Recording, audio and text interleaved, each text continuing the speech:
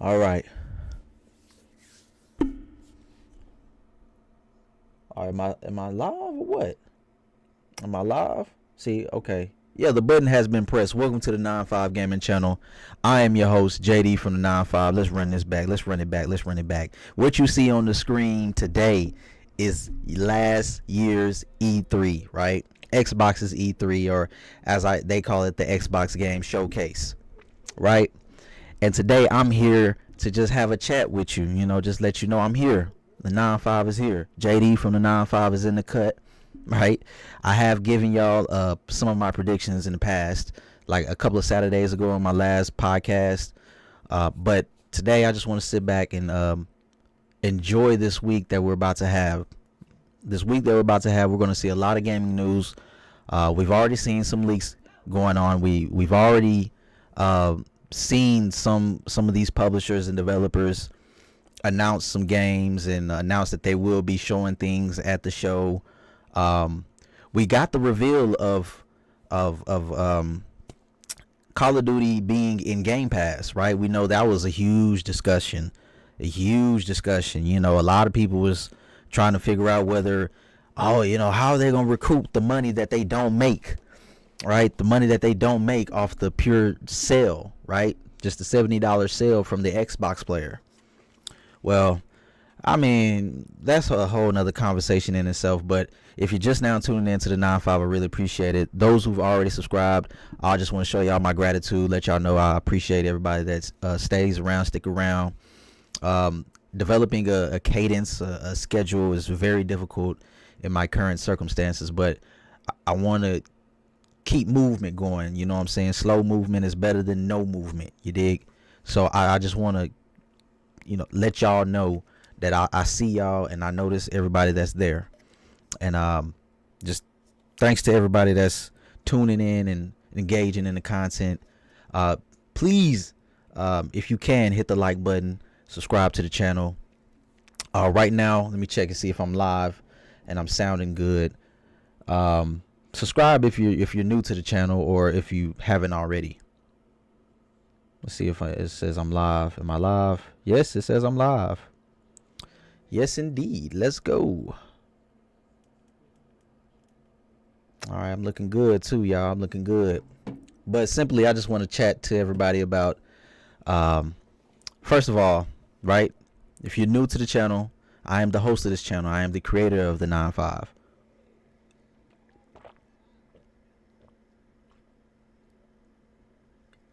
Oh, and I love water. Yeah, I love that water, man. Water is essential, especially when you're live streaming, especially when you're talking to the people. So yeah, what you see now on the screen is the Xbox Game Showcase, in which we seen last year, the 2023 showcase from Xbox, one of my favorites.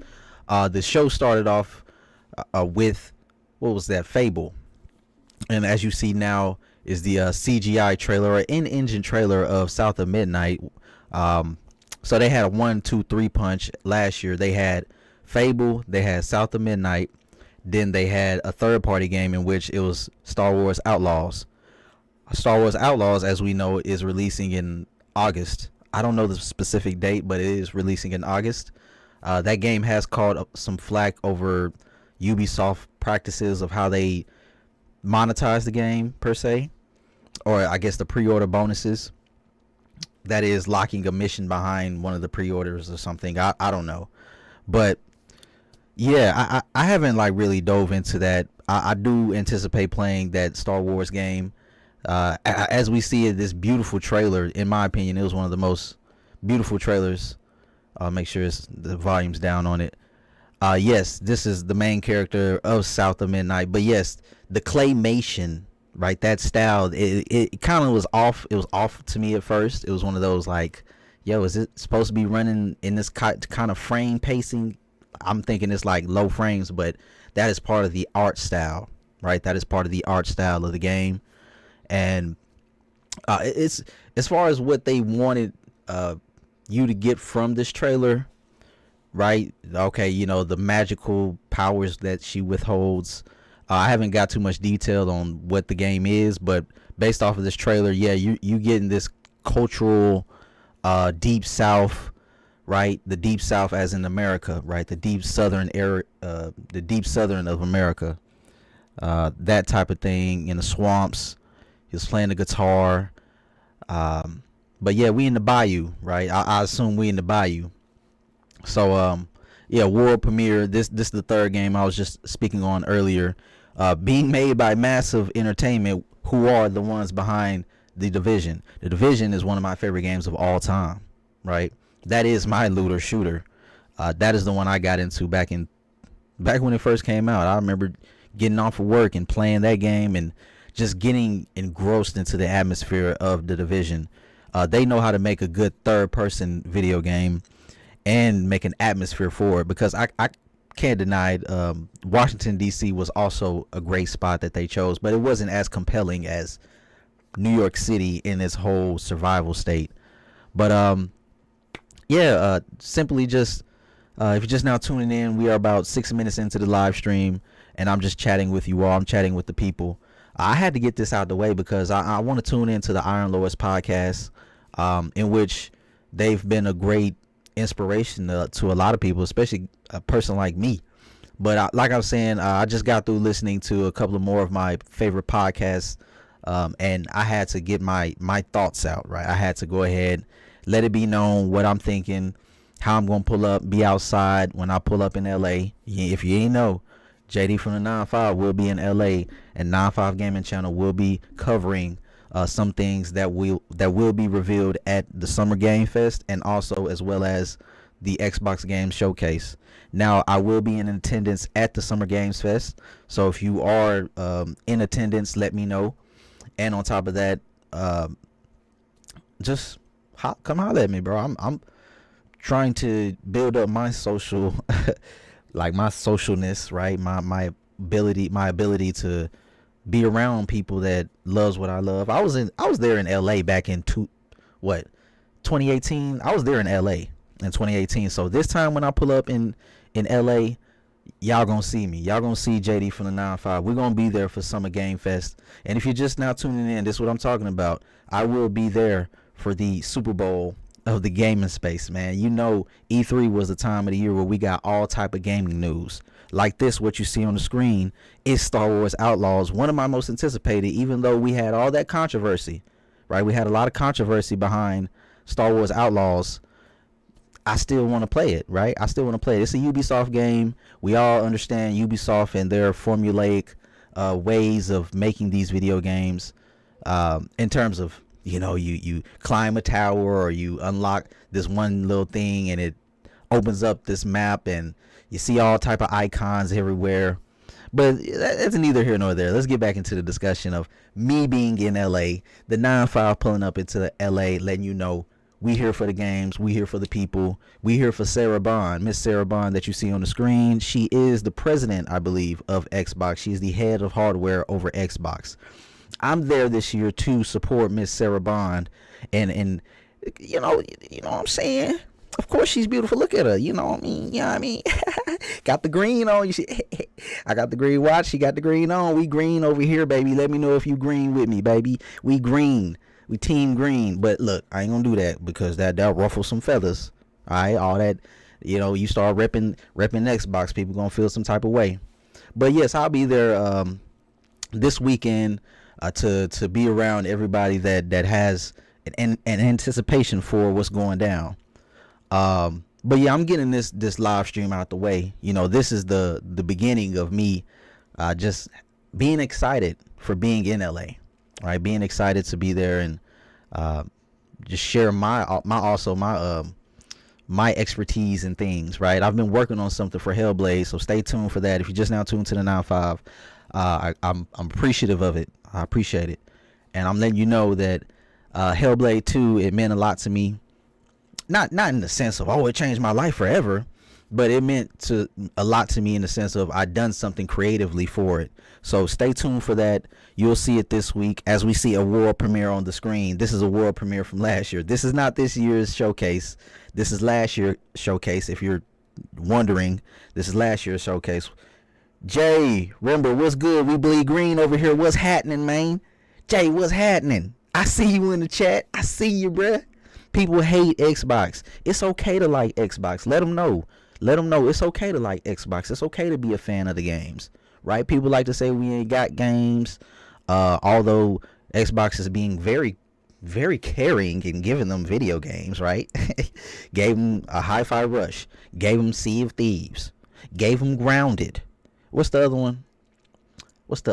Dang, what's the other one? Hi-Fi Rush, Sea of Thieves, Grounded, and damn, it's one more. Let me know. We gave the other side, or the PlayStation side, we gave them some games because they ain't got no games this year. As you see, if you see, bro, Jay, did you see that state of play? Homie. Jay, talk to me, man. Did you see that state of play? Oh my God. Yo, when I seen that Concord, I was like, what kind of B grade movie ripoff derivative, right? Derivative of Guardians of the Galaxy type of CGI trailer is this? Huh? What is this? But yo, I'm getting off rails here, Jay, man. You gotta let the people know, man. We bleeding green, man. We bleeding green over here. Just like my homie say, I don't know him personally, but there is a We Bleed Green podcast. I don't know if that's by Sean, or I know Dirk Griggity. These are people that are prolific podcasters out there that I listen to. So I just want to always give them their props, give them their flowers. Right now, I'm just a small time YouTuber out here just trying to get y'all my thoughts and impressions on what's going down in the industry. So we are about 11 minutes into the stream. Welcome to the stream. My name is JD from the 9-5, and today I'm just chatting, talking about the week ahead of us, right? The showcase that's going down. The showcase is, right? On Friday, we'll be having the Jeff Keighley Summer Game Fest going down at 2:00 p.m., right? East Coast. No, wait. Is it East Coast or West? I just know it starts at 2:00 when I'm there in LA, okay? So that's happening on Saturday, and I think it is all throughout the weekend. I'm not sure, but I'll just be there for that Friday, and if they got something going on Saturday, let me know. Then to follow that, we have the Xbox Game Showcase. As what you're seeing on the screen is footage from last year's showcase. They debuted this game, right? We see this game. You see this game. This game right here, Payday 3. We was so hyped for it. Look at this. So I mean, look how. Oh man, it looks badass. It looks good, don't it? Oh, it looks great. No, sir, it didn't turn out that way. On launch, that thing was mad hot, bro. Like, it was coming out hot. it wasn't good, bro. Like, people was like, yo, what is this? What is this hot garbage? This hot garbage. But I didn't play it, so I really don't have much to say on it. I'm not gonna speak so much on that. I didn't play Payday 3. And we got another world premiere. Now, I haven't gotten into the conversation on what we're going to speak on today on this live stream, or what I want to talk to y'all about. Because I want to, just ease into that. Because what you see right now is last year's showcase. Last year's showcase was one of my favorites. It was one of my favorites, dog. Like, for real. It really was captivating in the sense of, yo, y'all getting y'all crap together. Microsoft, y'all getting y'all stuff together. In my opinion, because we see a lot of the rakes that they've been stepping on with the studio closures and some of this stuff. Like, bro, you're talking too much, man. You're talking too much. You feel me? Oh, okay. So Jay, what's happening, bro? Dirt is We Bleed Green. Sean has talked that shit. Oh, okay. Both good Xbox podcasts. Okay, Jay, thanks for letting me know. I had to get my facts right. Thanks to Jay in the chat. He getting it right for me. You feel me? That's how we do in the 9-5. We a conglomerate. We a fam. We get it right. You know what I'm saying? So early 2024. This is the Persona 3 Reload, as it's already out. It's funny how time passes, bro. It's already 2024. And we're like midway through, and we'll be feeling the same once 2025 come through, and we're like, dang, man, we done had Avowed, we done had all of these games that's been announced at these showcases, and now we're going to be able to play them. Ain't that a blessing? I want y'all to know, anybody that's watching, it is a blessing that we're able to sit down, that you're able to look at this screen and just we see one another. We just talking about games like Obsidian here. Let's talk about Obsidian. Oh, that avowed, right? This is kind of like, okay, I'm gonna go and recap, right? So last year when I seen this trailer, stay with me now, like Chad Ocho say. I don't know if you know who that is, but stay with me now. Avowed was such a lukewarm, like it was such a lukewarm reception to it, right? And I can say for myself, I wasn't really a fan of what they shown 2 years prior to this, or a year prior to this. I was like, with all this the whimsical logo of it, the logo just made it seem like it was this super high fantasy type of game, in which I know some people was hoping to have like this grimmer type of experience based off of the CGI trailer that we seen the year before last. Look, Avowed, I don't know if we got a release date for it yet. It is slated for this year. The recent news about Avowed that we have gotten is the fact that they've upgraded to 5.3 in Unreal Engine. Okay, so that got me a little oh. And with this trailer too, last year I kind of was like, look at the typography, in the text, and the logos. It kind of put me off. Old guy right here, the look like the amphibious type of man. He looks like somebody that look like he got grit. You know what I'm saying? Look like he down for the cause. You know what I'm talking about? He the one that get the job done. He's doing a lot of narrating in this trailer. I don't have the audio playing, but Avowed coming 2024. I know for this year, if it's coming this year, they have to put a date on it, bro. You gotta put a date on this game. Come on, let me know. Let me know if you want to see some Avowed, if you want to play some Avowed, because Obsidian, to me, they don't hold that much of I don't have that much of an affinity for Obsidian. Besides the fact that they made Fallout New Vegas. Talk to me now. Let the church say amen. Amen. Chat, say amen. Because guess what? Fallout New Vegas is one of the best Fallouts out there. If not, I'm not gonna go there. I'm not gonna go there. Hold on. I'm getting a distraction. Hold on.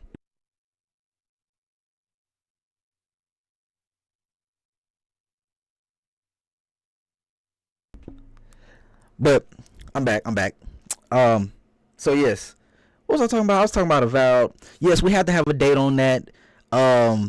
Like I said, Fallout New Vegas, one of the best, if not the best. Okay.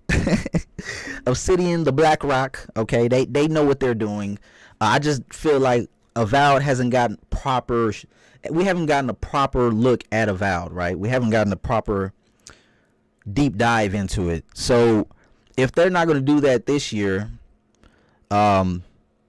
just give us a date, right? Just give us a date. Then so forth, we'll go into the holiday season or fall season. And before that, you do like a 15-minute video that you release of the systems and everything that's going down in Avowed. Show us what Obsidian is good at. Show us that they are multi-layered in the RPG space. How they tell their games in the RPG space. Excuse me. PS5 blows, man. What's happening? I ain't seen you in a while. Hey, yo, what's good? What's up? Man, I'm glad you in the cut, man. I'm glad you in the cut. What's going down? Yeah, Avowed is going to Unreal Engine 5.3 now. That's what I was just talking about. Yeah, Unreal Engine. See, and that's another thing. That's why I'm so excited. I'm so excited because I don't think people are realizing or realizing the fact that Xbox, they have the most knowledgeable people within house of engine of engine knowledge, I guess, right?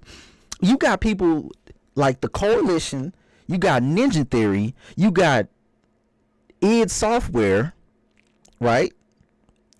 You got even the Halo developers moving rumored moving to Unreal Engine for the next Halo game or whatever it is. You got all these people within. Then you got Bethesda, right? Bethesda with the Creation Engine. They have all of these studios with such graphical prowess in how they show their exemplary, right? Their exemplary ways of making games look beautiful. They got all of these games, bro. And they with Perfect Dark coming out. I know that's gonna look good. With State of Decay 3 gonna be on Unreal Engine 5. Talk to me now. Talk to me. Somebody in the church ain't saying amen loud enough. That's why I'm excited, bro. When I pull up in LA, I ain't gonna know how to contain myself. I'm bleeding green. But I'm on PC, bro. I gotta chill out. That's where I started, bro. I started on the Xbox. I gotta let you know I started on Xbox. But yeah, I mean, Avowed. As you're seeing on the screen right now, we got the Flight Simulator as well. That's supposed to be coming out this year. Flight Simulator 2024. I thought we was going to see that like in July or something, but I think that's going to be a later this year, like a fall title or something. Yeah, I mean, bro, it's evolutionary. Even with this studio, like seeing the studios at Microsoft Game Studios evolve, right? They're the technology that they have in-house. Look at this technology. The fact that they're able to have the whole world, I don't know, quote me if I'm wrong, correct me if I'm wrong. They have this technology that's allowing them to go across the whole world. Bro, come on, man. Imagine them using this technology in another type of game. I must not be getting notifications on the stream. Hey, yo, this was PS5, bro. This was very impromptu. If you're just now tuning into the 9-5 Gaming channel, I am so appreciative of it. Right, I have somebody to share my excitement with. This stream is really just predicated off the fact that I'm just hyped to be in LA this week. I'll be out there in LA. Let the people know, if you somebody that knows somebody that's gonna be in LA, let them know that JD from the 9-5 gonna be in LA. Share this out. Let them know. Share this live stream out. Just help a brother out, man. We gonna be out there conversing with one another like I'm doing in chat with Jay and PS5, man. We outside with it. So yeah, let's just get hyped for this, bro. I'm really excited to see what the industry, or in this case, Xbox, has in store for us. But more so speaking on what to expect, the showcase, man, last year's showcase, bro. Oh, they go. Oh, look at Shawty, Melina J. Hey, yo, I don't know, man. If she married or not, but hey, homie, she's beautiful in my opinion. She's beautiful. Now, if you've seen her in Hellblade 2, ooh, she's going through it. She is going through it. Go check out that live stream. I do have first impressions of Hellblade 2. I was able to get about 4 hours into the game. Right? People say it's like a 7-hour game to complete. I haven't gotten to that yet. I've yet to see any reviews of Hellblade, right? I've yet to look at any reviews of Hellblade. Why? Specifically for that reason of not tainting, right, or contaminating my own playthrough, my own thoughts and impressions of the game itself. Right? I like I said, I listened to the Iron Lords podcast. I listened to the Xbox 2. I listened to Xbox Air. I listened to all these podcasts. I know they did a review for this game right here that you're seeing on the screen. If you're just now tuning into the 9-5, I am JD from the 9-5. Remember that. We go out to LA later on this week. You're going to be like, hey, JD from the 9-5, what's popping, baby? But don't do that. Don't really do that. Just pull up to me and say, hey, man, JD, what's going on, man? Then we can just talk then. But anyways, Hellblade 2, I just haven't done a review for it yet. I'm building a review. I would like to do a review on the channel. That is one of my goals. I already formulated notes and everything, and like I brought up earlier, I've made something in response to the experience that I had with Hellblade 2. What an experience. Have you played Hellblade 2? Let me know in the chat. Chris in the house. Yo, Chris, what's happening? Chris is in the cut, baby. Give it up for Chris. What you want to see this year? What you want to see at the Summer Games Fest, and also at the Xbox Game Showcase, right? The Xbox Game Showcase is going to be followed up by another showcase in which they're going to showcase off Call of Duty Black Ops 6. I ain't ready to talk about that yet, but they're going to show that. Let me know if y'all in the chat, y'all want to see, or how do y'all feel about not Hellblade, Call of Duty 6? Let me know how y'all feel about that. Not Call of Duty 6. Damn it, just Black Ops 6.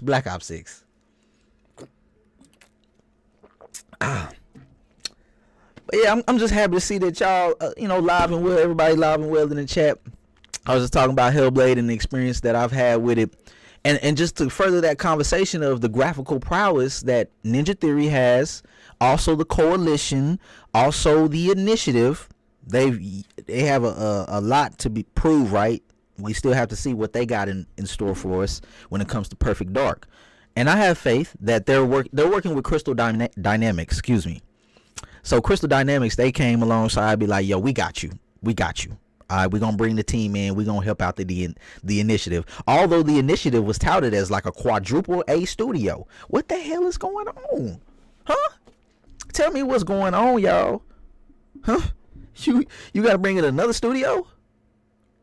I thought y'all was quadruple A. That's why I'm saying all these titles that we putting on, quadruple A, double A, all of that, man, going on. We really don't need that. We don't need that. But anyways, Hellblade 2 for me was, so far it's been a quite moving experience. I'm not saying like emotionally moving, but more so like thinking, oh man, once we get to the full point of optimization of this engine itself, Unreal Engine 5, once we get to that point where we can have good running games and that looks this well, and have systems on top of that, I'm just like, man, the sky's the limit, bro. Like, I just can't wait to see what these developers do with these games. So speaking on the showcase, as you see, this is last year's showcase, 2023. Man, Hellblade 2, this right here, at this point in which when Hellblade 2 was being shown, we all, like, the consensus of everybody was, we want to see more combat, right? Combat. That was the emphasis. People was like, man, the combat in the first game wasn't all that. Let me let you know, fam, I didn't play the first game. That's why I say I have such a difference of opinion when it comes to judging Hellblade 2. Judging Hellblade 2 solely by its predecessor, I can see why people had some disdain for this game, because they're judging it by the fact that, oh, it didn't do what I wanted it to do, or it didn't excel in this one aspect that it should have. Well, me being such a guy that I'm really reluctant into trying different type of games, because I love me some Fallout, I love me some GTA, I love me. Just check out my channel, you'll see what I like. hey, this part right here, y'all. My man's here, my man's Ichiban. he pulled up with the cheeks out, man, and I like, man, come on, put him back. But so far, I know people say they love this game. If you're just now tuning into the 9-5, we're talking about the showcase going down this weekend, Summer Game Fest, and also the Xbox Game Showcase, in which we have on the screen, this is Ichiban, a streaker. Yes, oh my God, a streaker. My man's going crazy. He's going crazy. But the game was well received. It was well received from the fans, of the Yakuza series. I haven't played it yet. It is in Game Pass. But yeah, I do remember Mr. Maddie, or somebody said they got demonetized because of that one little part in the showcase. Look, let me cover myself. Man, I ain't like the men, but swang up. But anyways, okay, Black Ops 6 can't wait. So PS5 in the chat says Black Ops 6 can't wait. I'm playing Modern Warfare 3 for free this weekend, and it's totally better than Modern Warfare 2. Play at 1080p 120 on my Series S. Okay, for sure. And look, this is something we can go ahead and talk about. Oh no, I don't want to talk about this. What you see on the screen, I ain't talking about this, because I have a disdain for Fallout Online, or how it came. I know people saying, Fallout 76 is so better now, you should hop in, oh man, it's awesome. And oh man, I just feel like I'm going against the grain when I decide to pick this game up. Like, it's just going against the code. But responding to what PS5 blows in the chat just said, he has a Series S. Keep in mind, right, this is the conversation of Call of Duty in Game Pass. You already you already did what they want people to do. They want people to get into Game Pass through Series S. That is the lowest entry point of Game Pass or the next gen or current gen, right? Is the lowest entry. You said 1080p at 120. This holiday season, those Series S's are going to go crazy. They're going off the shelves. For that sole reason, now that we know that Call of Duty Black Ops 6 is in Game Pass, right? It's in Game Pass, fam. We're going to see an influx of new console. I don't know how far of the needle that is going to push for people to go out and buy a console, but to me, the only disdain that I have is that we're not letting go of last gen. We need to let go of last generation consoles, PS4s and Xbox One. It is confirmed that the game is coming out for last generation consoles. I know they want that extra dollar, they want that extra money, but I do recall there was a stat saying that most users are still on the last generation consoles. And I was like, man, what are y'all doing, man? What? Come on, man. Like, come on. It's kind of holding, because I'm not with the whole ideology that the Series S is holding the generation back. No. It's you dudes that's still playing them dusty PS4s and them dusty VCR Xbox Ones that won't upgrade, bruh. These people they the ones that's holding back the console generation. But I don't want to go too hard on them, man. I don't want to do y'all like that. But I would not, attribute the fact that there's a Series S, and that's the reason why we're not getting full technical, evolution in these consoles yet. I'm not gonna do that. But what is this game? What is this game? Path of the Goddess? Is this Path of the Goddess game? Square Enix or something? But yeah, that Call of Duty 6 gonna do numbers this year, right? I keep saying Call of Duty 6, Black Ops 6, right? It's gonna do numbers for the console, or it's gonna do numbers for Xbox whenever it comes out this year, because some people are gonna be like, yo, I'm a huge Treyarch fan. I haven't played their game since 2020. That was their last release. This is the longest Call of Duty that is coming out, or longest developed Call of Duty that is. That's coming out, right? The last one that came out from Treyarch was in 2020. So, yeah, bro, it's going to be, I'm hoping, in my opinion, right, I'm hoping it is something along the lines of we're getting a Blackout 2.0. Blackout 2.0, to where that right there is exclusive to the next generation consoles, in my opinion. But it's not going to happen. It's just infuriating to think that we still got last generation in the cut. We having to cater to these Warzone players all the time. See, I'm a Call of Duty fan, but man, bro, the fact that the gigabytes keep going up, I gotta keep downloading, and they trying to make it all one thing, and 200 gigabytes. Like, man, kick rocks. I ain't trying to do all of that. I know for some console owners, they have to either play, they got the three. They got the FIFA, they got Call of Duty, and GTA. And that's it. I'm like, bro, I don't want them problems. I'm having enough problems on PC. Just, finding ways to make room for all these games that's coming out. Or these games that's out, I Call of Duty, bro, you cool, but if they show something, I mean, I don't know what they can show. What would they be competing with? Let's look at the market. Battlefield, we won't see that until next year. I don't think we'll see Battlefield until next year. Well, who are their competitors? I mean, there's not really much of a competitor. People want to say X-Defiant, but X-Defiant is not, bro. It's not taking down Call of Duty.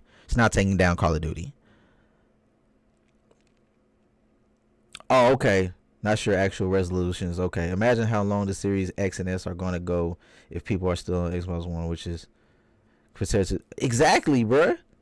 Like, now, people that are still on the Xbox One or still in last generation, This might be the way for them to be like, you know what, $2.99, and it comes with a free month of Game Pass. Essentially, I'm playing Call of Duty for free on the next generation console.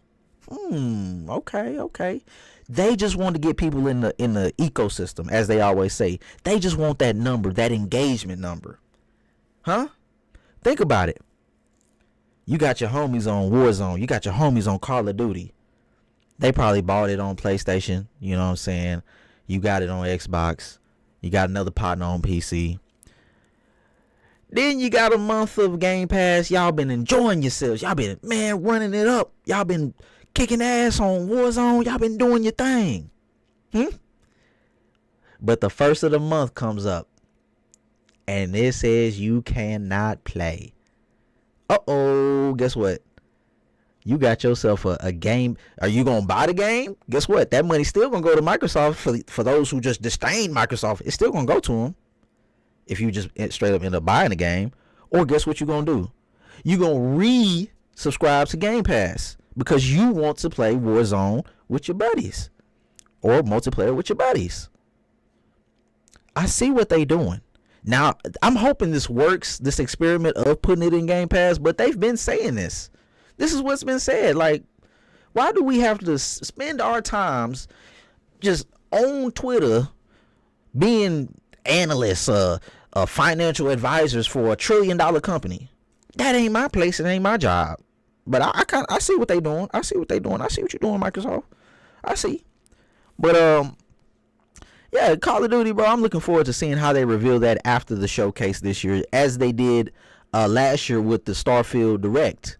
I don't know if they're going to go in depth like that, but we're going to see some type of showcase or some type of elongated version of a showcase right after the main showcase of Xbox. But I'm very much looking forward to that. But you know, this game right here that you're seeing on the screen, I think this is Diablo, right? No, this ain't Diablo. Is it? No, this is Elder Scrolls. I'm tripping. This is Elder Scrolls. And ZeniMax, the ZeniMax Online Studios. Now with them, I don't have much affinity for them. I don't have much affinity for them. I don't know much about this studio.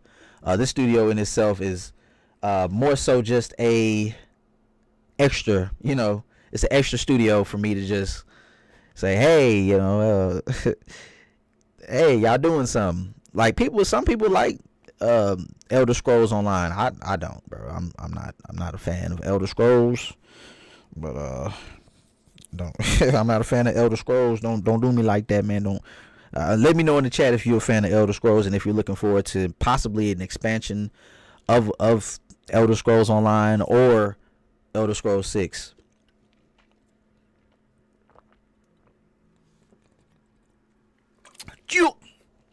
Always good to get that water intake. Let's go. All right, we're about 40 minutes into the live stream. I am JD from 95 bringing you the hype. This is the real hype. Don't go to that last podcast that I did. I wasn't energetic. When I gave those predictions, I wasn't energetic. I wasn't hype. We almost there, baby. We almost there. Let's go. Yes. Let's go. Yeah, I got my friends in the chat. You know, PS5, Chris, Jay. I see y'all in the chat, bro. Much love to all of y'all, man. Much love to all of y'all. And if you're just new to the channel, go ahead and check out some of the content that's on the channel right now. If you like some of the content, go ahead and hit that thumbs up at the bottom, and it'll help the algorithm out, and you know, so forth. And you know how I have to do. Hit the like button, subscribe, do your thing. But for this specific stream, we talking about the Xbox Live Showcase. Not Xbox Live, but I'm live. But Xbox Showcase for this year. As you see, last year's showcase and Overwatch 2, and also the Summer Game Fest, in which I'll be in attendance. I'll be there with my pinky up. Nah, I ain't gonna be like, I'm gonna be humbled down. You know what I'm saying? I'm gonna be part of the cabal, not the conglomerates of the gaming industry. But nah, I really want to just know how it is to like be amongst these people. I've never been amongst the people that I've grown fond of the games and the software that they put out, and also, like I've brought up, the podcast that I listen to. But I want to know how real it is. I want to know how real the people are. I want to know how real it is, man. Right? But that's neither here nor there. Let's talk about the software. So yeah, as you see on the screen, we're just doing like a recap of last year. Then I'll once it loops back or something, or once it gets to the Starfield showcase, we'll talk about the order possibly and how they'll reveal their games, how they're possibly aligning, how they're gonna show all the games, because we're in for a lot, a quantifiable large amounts of games to be shown at this showcase. Think about it. Back in 2020, 2021, I don't know if it was one or the other. I think it was 2020, in which they showed a bunch of games, and after that, where they at? Where they at? Right? And I'm gonna talk to you about a game that I'm looking forward to. It's not this one. All right, I don't know what this is. Let me know. What is this? What is this? It's like a Persona type of game. I don't know. I'm not into that. I'm not gonna sit here and fraud off a game. I'm not. It's cool. Let me know if you like this type of game. I don't know what it is. But the one game that I'm like, where is it at? Stay with me now. The one game that I'm like, where is it at? That is Contraband. Contraband is the game that I'm trying to see in the cut. I'm trying to see it somewhere. Huh? Where you at? Contraband. Avalanche. Where you at? Let me know where you at. Because why? I love GTA. I love crime-ridden games. Huh? Oh, there's this one game too I don't know if it's gonna be there, but there's this new game called The Precinct, and I like the little isometric view. It's like an old 70s style cop game. You play as a cop. See, that's what I like. But as far as Contraband go, where you at? Oh, look, I'm hitting. Where you at, baby? So I'm looking forward to seeing that reappear, because I want to see the 70s style. Like, it was confirmed to be some type of heist 70s style type of game where you team up with your gang and what you do. Oh yeah, look at that Starfield, baby.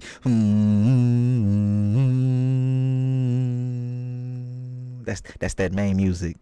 Oh man, it gets me every time. It gives the chills and everything. But contraband, baby. Show up for your mans. Show up for your mans, bruh. I need to see you. And alongside a lot more games. We got to talk about that. We're going to talk about it. But this part in the showcase, as you're just now tuning into the 9-5, I am JD from the 9-5. All right? So if you see me in LA, hey, JD, what's good? If you see me in the chat, or if you're in the chat, say what's good, man. What's happening? As all my partners all my friends have already said, we got PS5 in the chat, we got Chris in the chat. I mean, man, say Starfield, when this show, look, what we seen on screen is Starfield whenever it was showed in trailer form in the showcase. Then they followed it up with the extended showcase, right? Man, I was hyped.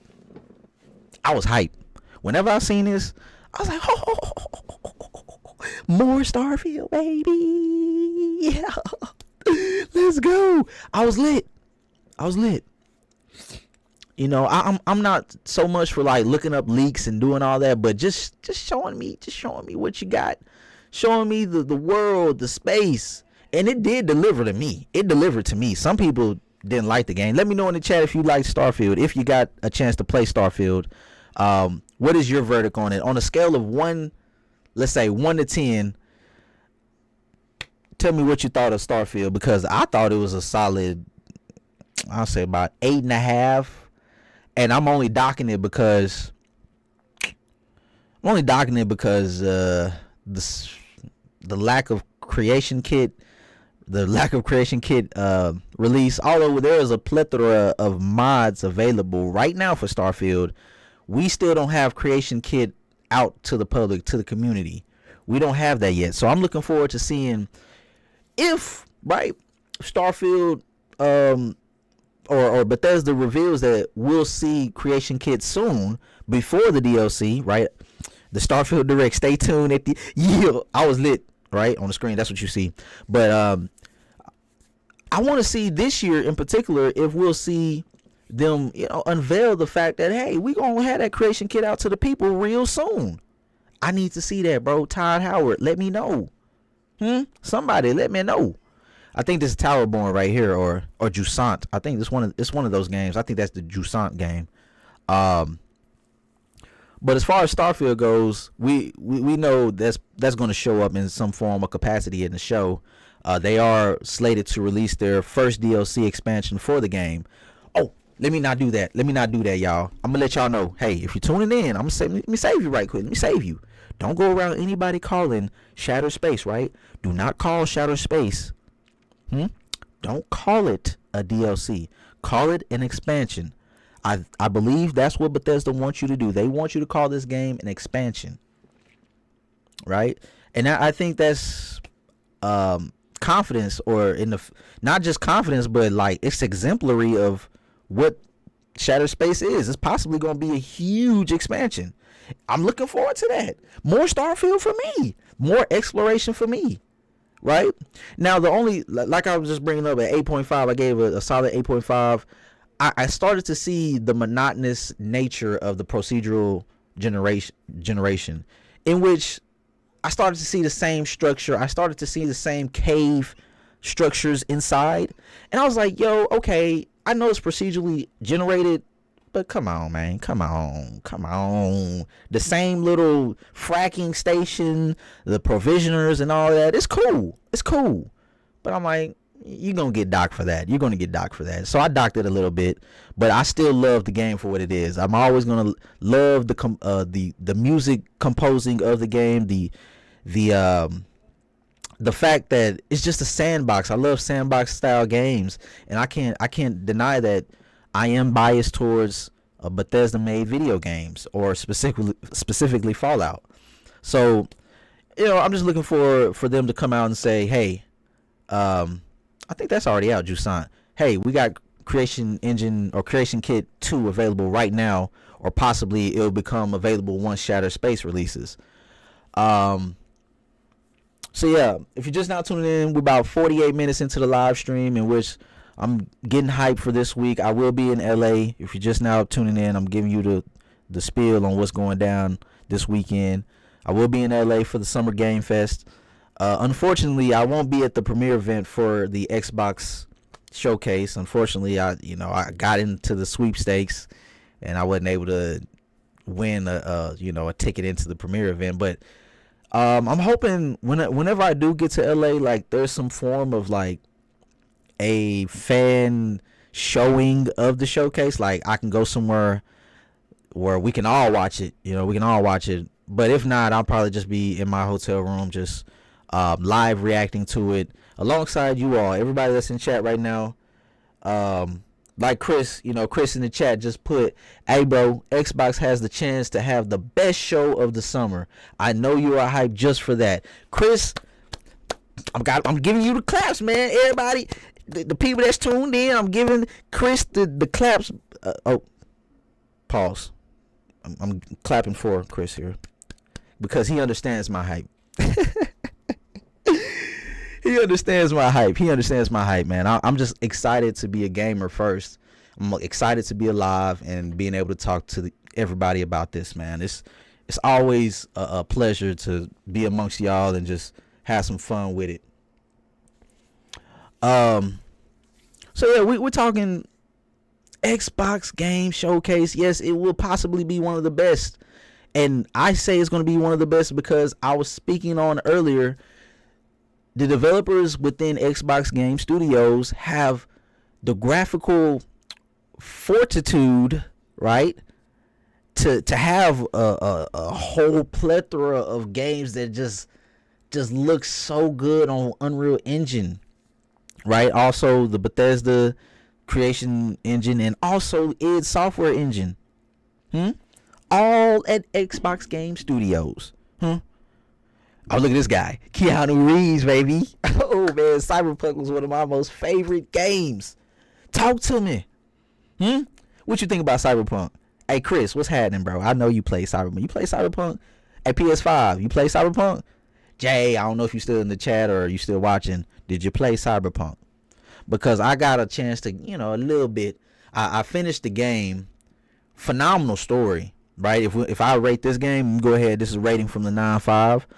I rated that game a 9.5 possibly. I didn't have no issues on PC. Of course, there were bugs and glitches, but I didn't have no issues playing on a PC. I understand. Okay. Everybody had issues on the PS4 and the Xbox One. I know. I'm so sorry. But I didn't have many issues. I didn't have that many issues. I was just flawlessly going through Night City, slicing and dicing, the tree and everything, the skill tree. Everything was so good about it. Mr. Johnny Silverhand himself. Just the like compelling story, right? Very compelling story. Just hearing about Mike Pondsmith, the guy behind the idea of Cyberpunk. What always intrigued me whenever I first heard about this game, of him saying that Cyberpunk is not something we should aspire toward. It's not aspiration, right? It's more of a what did he say?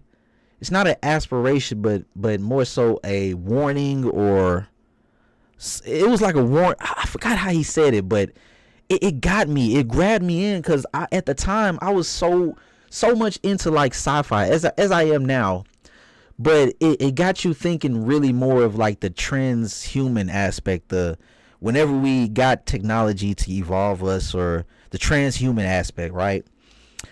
And just being in this world of Cyberpunk, seeing that they did Phantom Liberty. Phantom Liberty was one of the best expansions I've ever played. As you see, Idris Elba. I didn't finish it though. I didn't finish it, fam. Chris, I did not finish it. Okay, Chris in the chat says, yes sir, I played the main game, and the DLC game is dope. I also played on the PC with the 4090. We got the man with the 4090 in the chat. The homie got the 4090 and he had no problems. But hey, for the 40 gang, we in the house. You know what I'm saying? I got you know what I'm saying? I got a 40 series card, but I ain't rocking like you, Chris. You can have that one. But yo, Phantom Liberty, the way it started out, it's crazy. It's crazy. I remember that part. And yo, when homegirl shape shifted like that, when she did that, I was like, oh no. I don't ever want to see that in my lifetime. No. But anyways, it was just like, just the whole idea behind Cyberpunk was so intriguing to me, and the fact that CD Projekt Red was the ones behind it, it was something to think about. Like, they can really do this. And of course, the Red engine, we know, worked well. It worked well in the Witcher game. But transferring it to a modernized setting where you're going to have cars, you're going to have a lot more things moving on your screen. We've seen the repercussions of that on the current gen consoles. Well, not the current gen consoles, last generation consoles. And I know it ran pretty well on the PlayStation 5 and the Xbox Series consoles, if I'm not mistaken. But man, I remember hearing my homie say, bro, I can't play it at all on my Xbox One X. Okay. It was just bad. But hey, we're past that. We've seen that game just go crazy in terms of its updating, them staying true to making it the game that they envisioned. And shouts out to CD Projekt Red for that. Shouts out to them. So if there's any developers there, I'm hoping to see some developers that I can give some flowers to. I want to give some flowers to some of these developers. Be like, yo, you did your thing, man. God bless you. You impacted me. That's why I'm here. Just like this trailer here. I ain't gonna lie, bro. I was loved when I seen this City Skylines 2 trailer. The way that they was setting it up, it was moving. It was a moving trailer. It had the music and you're building a city, then all of a sudden it's all gone. It was very moving in a way. I'll say that. But man, I don't think we should talk about how it released, man. The way that Joker released, look, man, the way this Joker released though, it wasn't too good, man. It wasn't too good. You make cities. Yes, people did. I didn't make any. But yeah, that game didn't come out too well. It came out hot. Came out hot. Yeah, man. Yeah, I can't wait for this showcase. Yeah, man. I'm hype. So we got to see City Skylines 2 last year. We're kind of going through I'm just replaying the last year's showcase just to get in the mood, you know, just to get ready to see what we might see at next year's showcase. You know what I'm talking about? We on. Oh, Atlas in the house. We all know Atlas is behind Persona, right? Right? Sega and something like that. I haven't played Persona. I know. Okay, so if you watch any podcast, if you're really like well versed inside the I guess the Iron Lords podcast, one of the main hosts, Mr. Cognito, him and another panel member, Sovereign, I think they've made a bet in which we all know Persona has always been on PlayStation, right? PlayStation stages. It's always been, you know, associated with PlayStation. So we seen that Sega is being more open to putting Xbox, you know, in their line of sights. With the bet that they have, Sovereign and Cognito, I think Solve does not believe that we'll see a Persona 6 revealed or debuted on an Xbox stage. Or I don't know if it's like the bet is that the fact that it is coming to Xbox. But I know Lord Cognito, he's like, hey, y'all better make it shake, Atlas. Y'all better put Persona 6 on Xbox. It's just funny seeing everybody make bets with panel members and all of that. You know, I love seeing the camaraderie between these podcasts and these people actually talking about the games, man.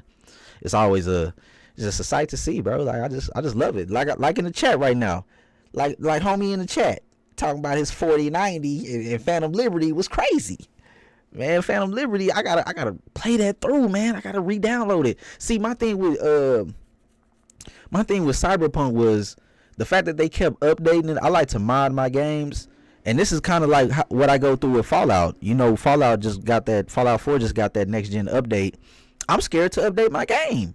I haven't updated my game yet. So the fact that I'm not doing that with Fallout 4, I said the hell with it with Cyberpunk. I'm deleting that joint until they're done updating it. I just want to play the game in my modded state, right? I don't want y'all keep updating my game and messing up my mods. But I'll finish that game, or at least Phantom Liberty, one day. I'll finish it one day when I get some time to do it. But this game, what's this game right here? I don't recall seeing this. What's this? What is this? Hey, an ever-changing world. Look like a co-op game. I'm unfamiliar. I forgot about this. What is this? Yeah, man. See, Xbox has so much variety in terms of games that they offer. I mean, how can you go against that? Like, I know for people that just solely plays on PlayStation 5, I don't know if you're just like, I don't know, like, you have really such a some people really just don't like Microsoft just not to like them. I don't understand. But Xbox offers so many games on Game Pass. I have Game Pass on PC. Like I said earlier, I don't have the space. I don't have space like that.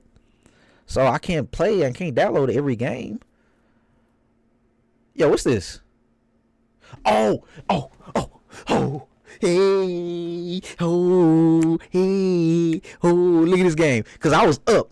I was lit for this one. So check it out. We are about an hour into the live stream. I am JD from the 9-5, and we're talking about the things that we might possibly see, or just my excitement. Not even the things. We ain't even got to that. The excitement that I had last year, right, for the Xbox Game Showcase, and the excitement that I'm showing you right now for this year's. Because this is all pure excitement based off the fact that I'm going to be in LA.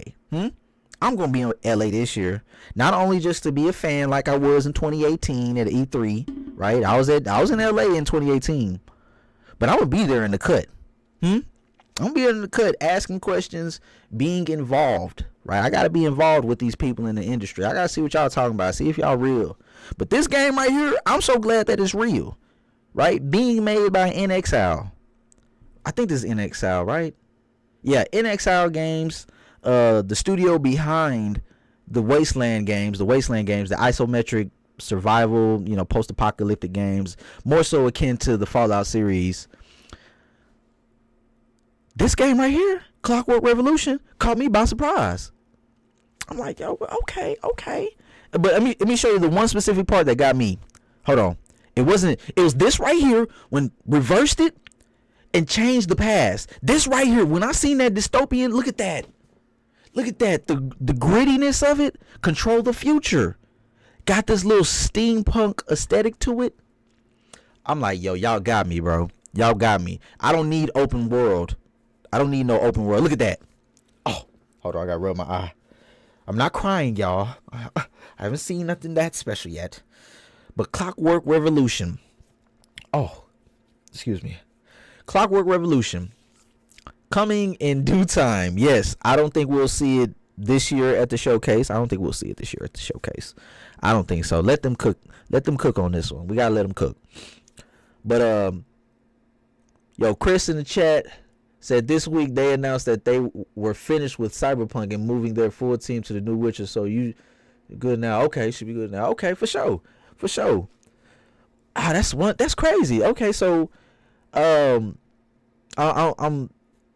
am I hyped for another Witcher?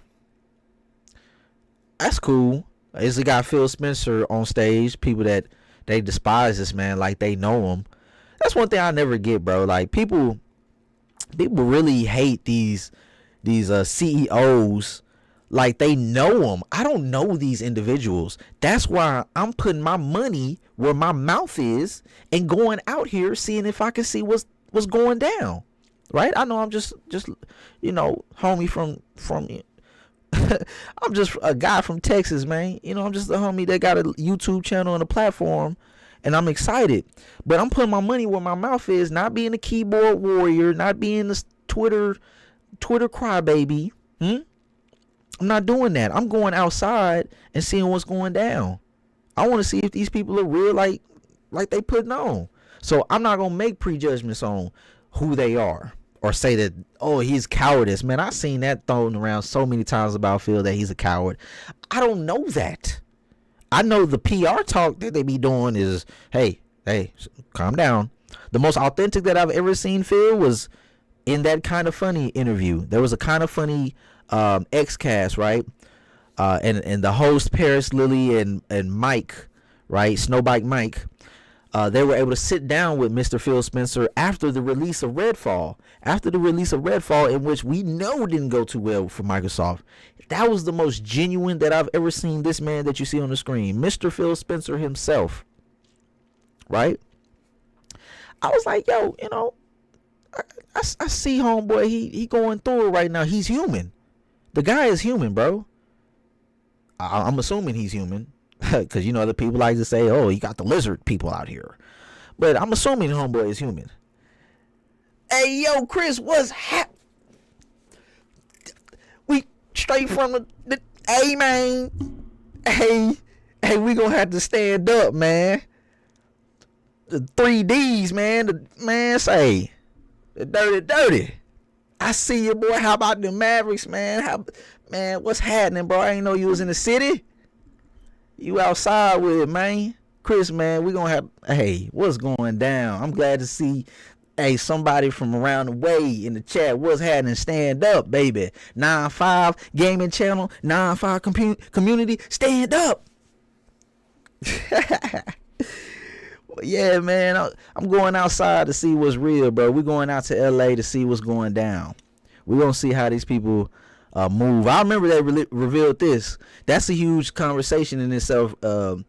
In the fact that, are we going to see hardware? Are we going to see hardware at this new showcase? Although it is titled as the Xbox Game Showcase, Are we going to see hardware unveiled at said showcase? Well, we did have Miss Sarah Spencer. I mean, not Sarah.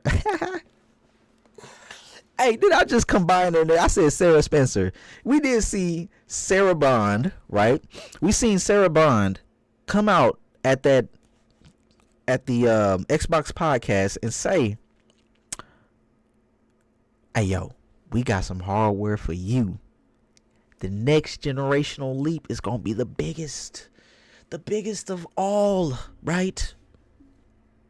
And we do plan to unveil something later on this year. So she said that. And I'm hoping it's not no goddamn controller. Because I don't know if you remember or recall, whenever the layoffs happened, whenever they closed down all those studios, they were tone deaf as hell. They decided to release a controller and put it on the news wire and say, "Feel the burn." Oh my God. Oh my God.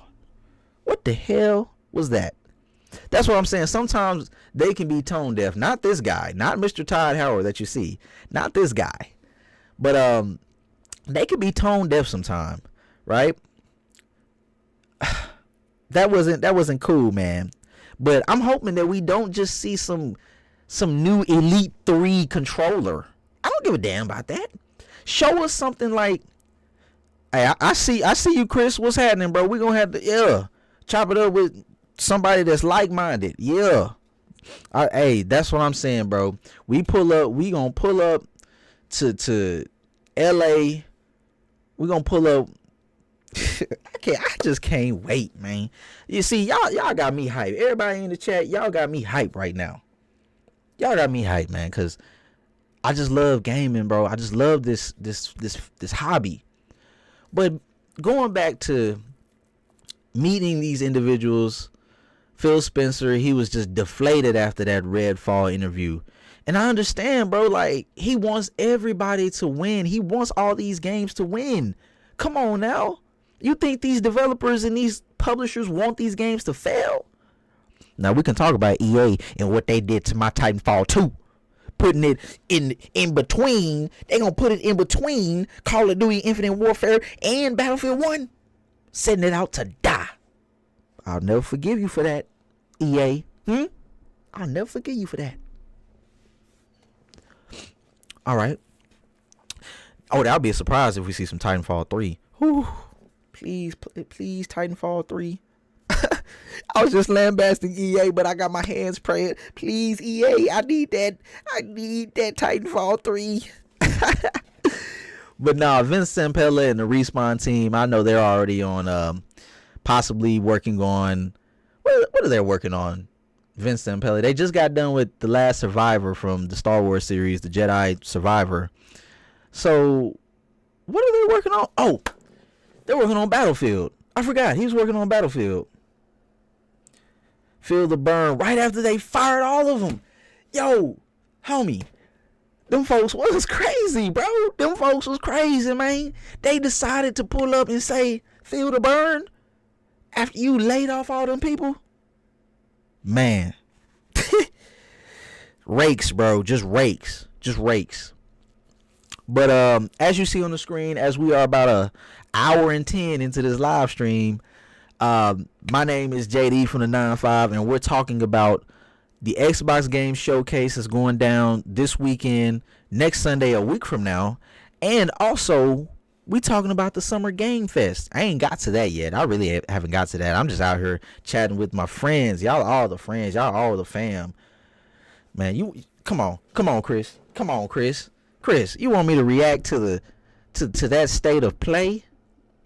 Man, first of all, I'm gonna wait until you say what you gotta say in the chat. Tell me what you thought about. Tell me what you thought about that state of play.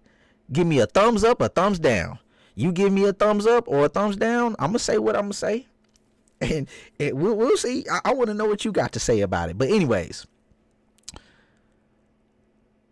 going back to the showcase, like I said, we're an hour and so into the stream. We're talking about the Summer Games Fest as well. I haven't got into that because I haven't really formulated much thought or opinion on what we possibly could see at the Summer Game Fest. We know it's Jeff Keighley. He's buddy with PlayStation. I don't want to say that. I'm saying that very facetiously. I don't want to say that, but I know he's friends. He's more so friends with people of PlayStation. I know he's huge friends with Hideo Kojima. We got to see like that whole list of people that will show up. Not people, but more so the developers that will be in house at Summer Game Fest. Xbox was on the list. PlayStation was also on the list. I can't recall everybody else, but it was a multitude of individuals or studios that will be there. I don't know what to expect from Summer Games Fest. Last year it was a snooze fest for me. I really didn't tune in that much. It really wasn't much. But I just know this year that the fact that I'm going to be in the house, I'm going to be outside with the people at the show reacting live. It might hit different. It might hit a little different, but we'll see. That's depending on what they're going to show. And what you're seeing right now on the screen is the presentation that Xbox decided to do last year. They decided to pull up and say, yo, we got a whole 45-minute presentation of Starfield for you. Man, I loved it. I definitely loved it. Oh, brother man. Chris, I see you in the chat, man. Chris. So check it out.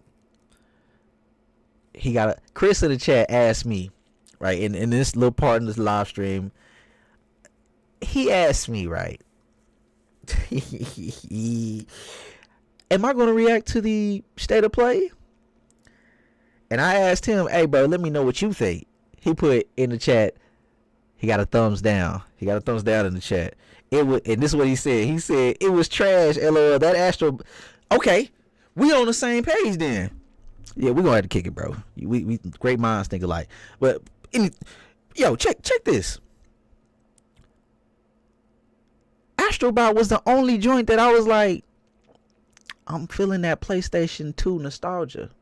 I'm feeling some nostalgia, bro. Although I haven't purchased the PlayStation console since the PlayStation 2. I just, for some reason, I think that was a product of his time as well. I was just, by vicinity, I was able to have a Xbox 360 console, and it just took off from there. But PlayStation, bro, that state of play was so ass. It was so trash. It was terrible. Huh? It was terrible. Now, it wasn't bad. Some people like the game. Let me give you my verdict on it. I don't like the fact that you started off with that long ass CGI trailer of Concord, then showed us that mid gameplay of it. Bro, what is that? You really believe your PlayStation fan base really gonna like that game?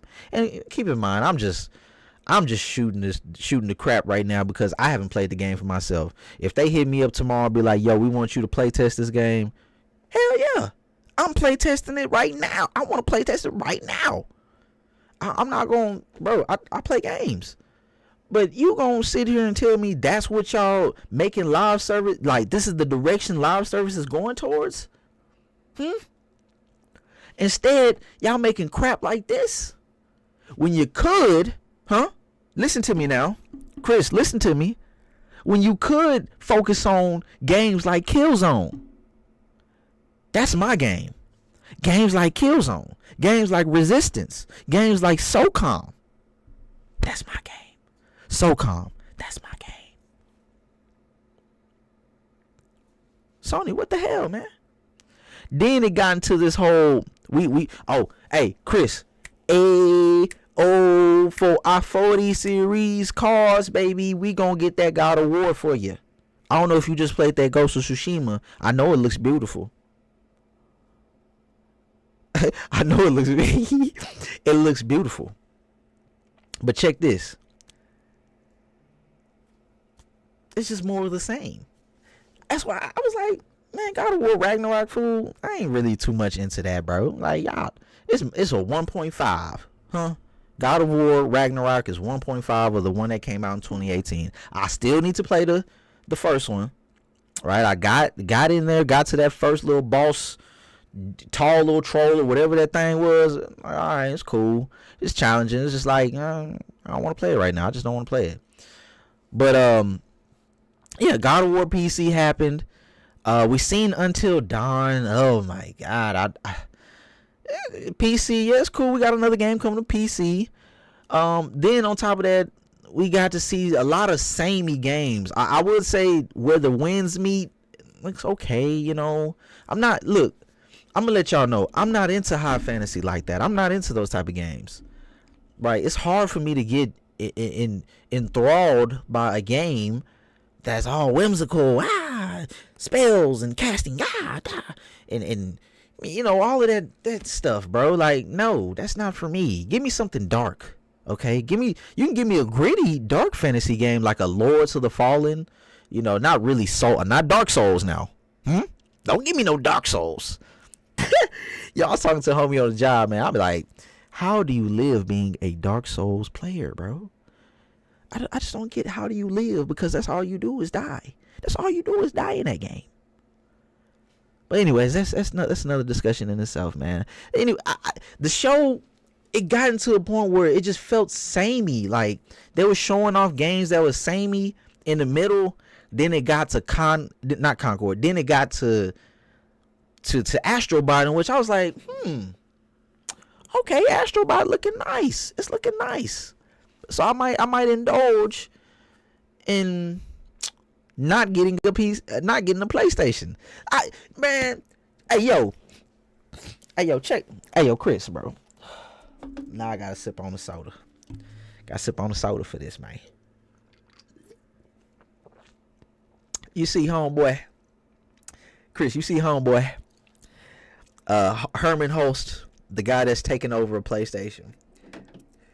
You see homeboy say, well, live service games will come to PC and PlayStation day and date, but we still believe that releasing our single player games, 2 years ahead or further out past the original PlayStation release, PC players will want to play the sequels to these games that are releasing on PlayStation. They'll go out and buy a PlayStation console for these games. Or when I seen homeboy come out and say he thinks us PC players is gonna go outside and buy a PlayStation for one game, I was like, this nigga is sick. This man is ill. What is he saying? You believe I'm gonna go out my way to purchase a PlayStation 5 for what?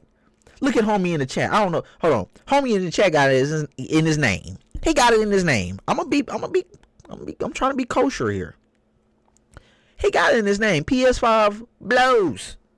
Huh? It blows. You think I'm gonna go outside and spend $500 or $400 for a PS5? Boy, man, not happening. Chris, not happening. No. This man is ludicrous. He's crazy. Like, I'm gonna be honest though. I'm a fraud, man. I'm gonna have to.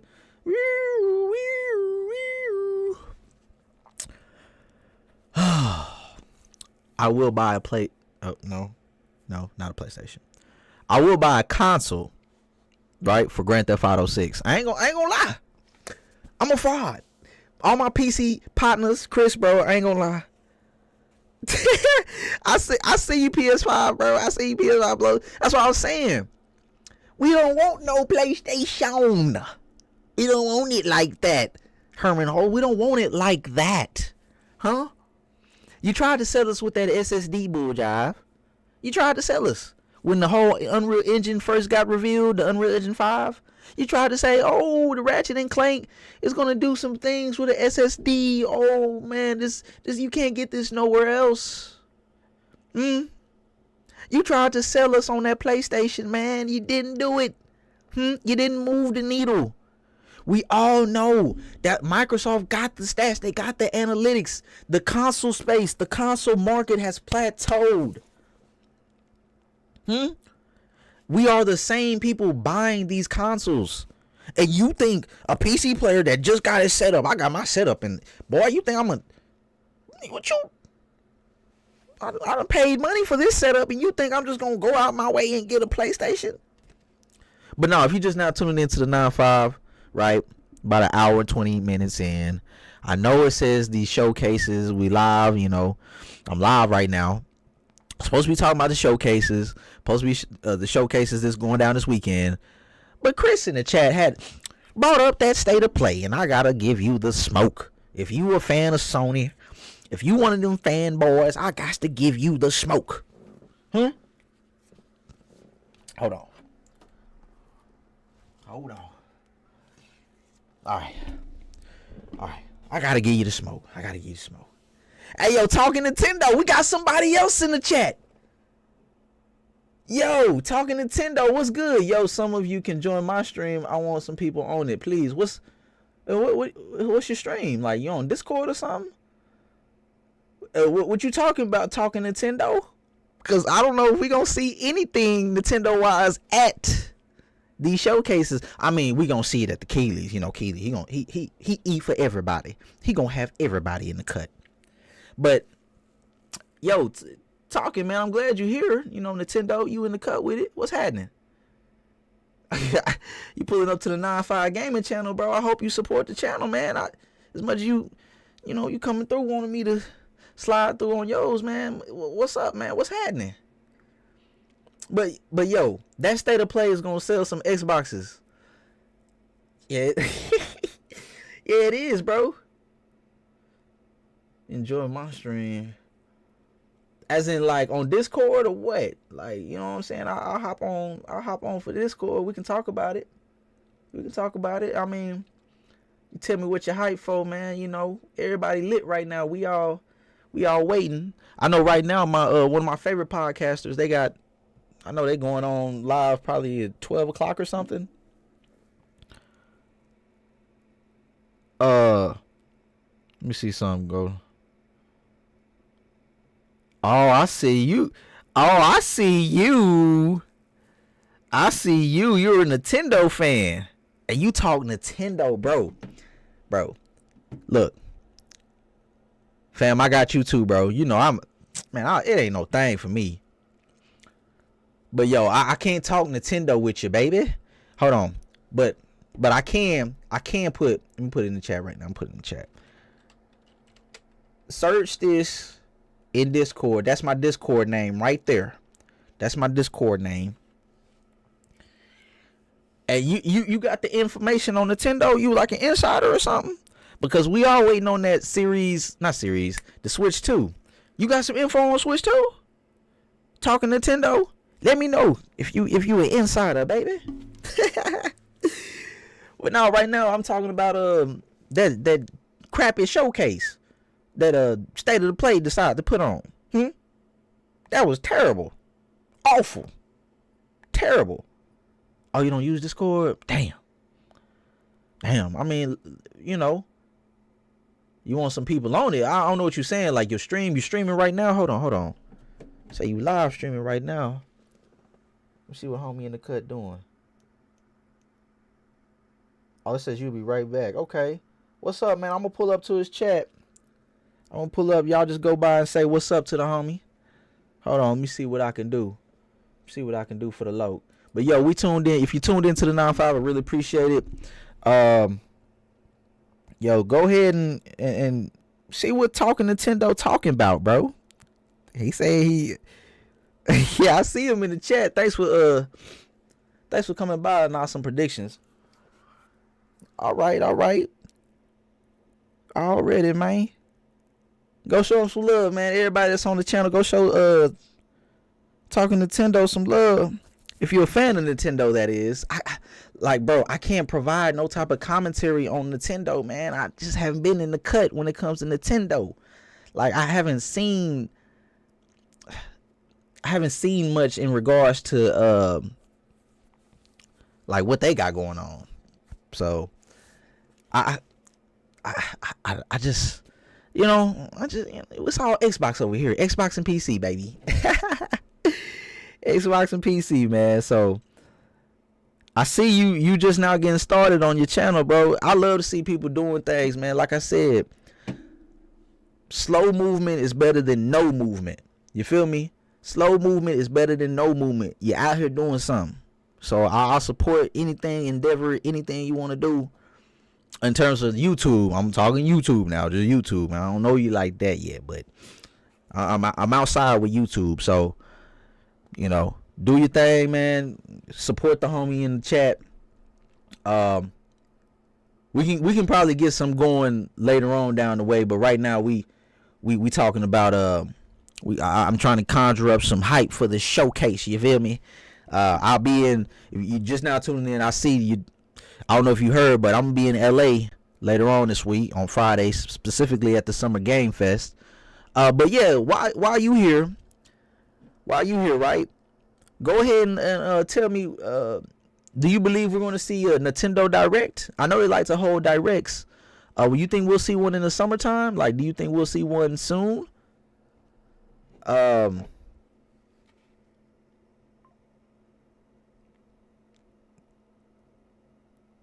I see you though, bruh. I see you, man. I let's see you. I want to know, like, are we gonna see the Switch 2 soon? Is the Switch 2 gonna be unveiled?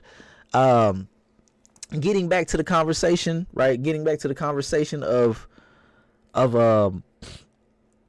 Microsoft. Excuse me, Microsoft. We know that they made that deal with Nintendo for Call of Duty, so it is given that we'll see Call of Duty, maybe Black Ops 6. Or probably next year, 2025, we'll see the next Call of Duty debut on the Switch 2. And we know that's going to be, we know that's going to be a huge fall, right? It's going to be the release of that Nintendo console, possibly. Release of GTA 5, GTA 6. Man, we probably going to have the... I'm not going there. I mean, not go that far. I haven't made my predictions yet. I got to make my predictions. I ain't made my predictions.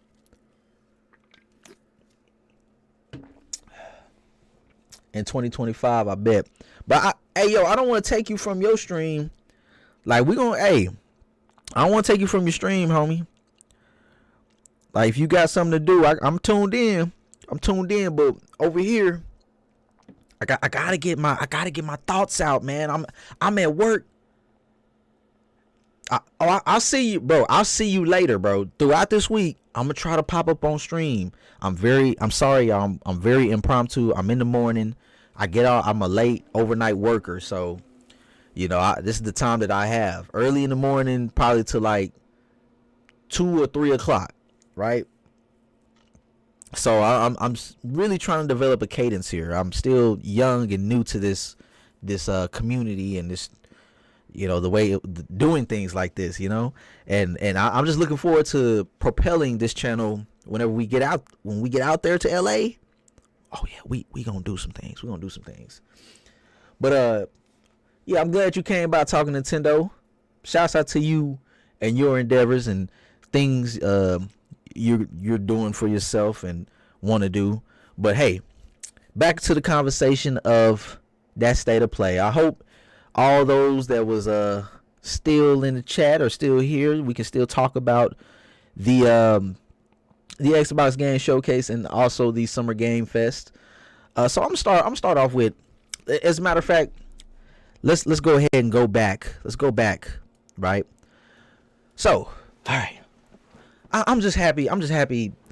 Share this out. If you're tuning in, I want people to know that I'll be outside. Oh, wait a minute. What? There you go. Oh, I hear you, man. I hear you. Hey, Nintendo, I hear you, man. I hear you. You back to your stream.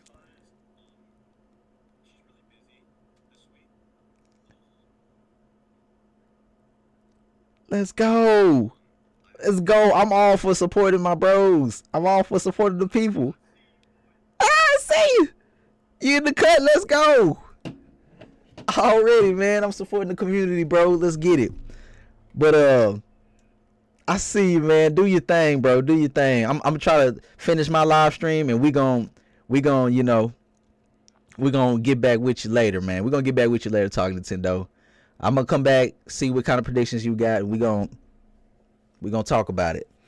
But yeah, so I'm restarting the stream. So I want to know if anybody's still in the chat. You know, everybody's still in the cut.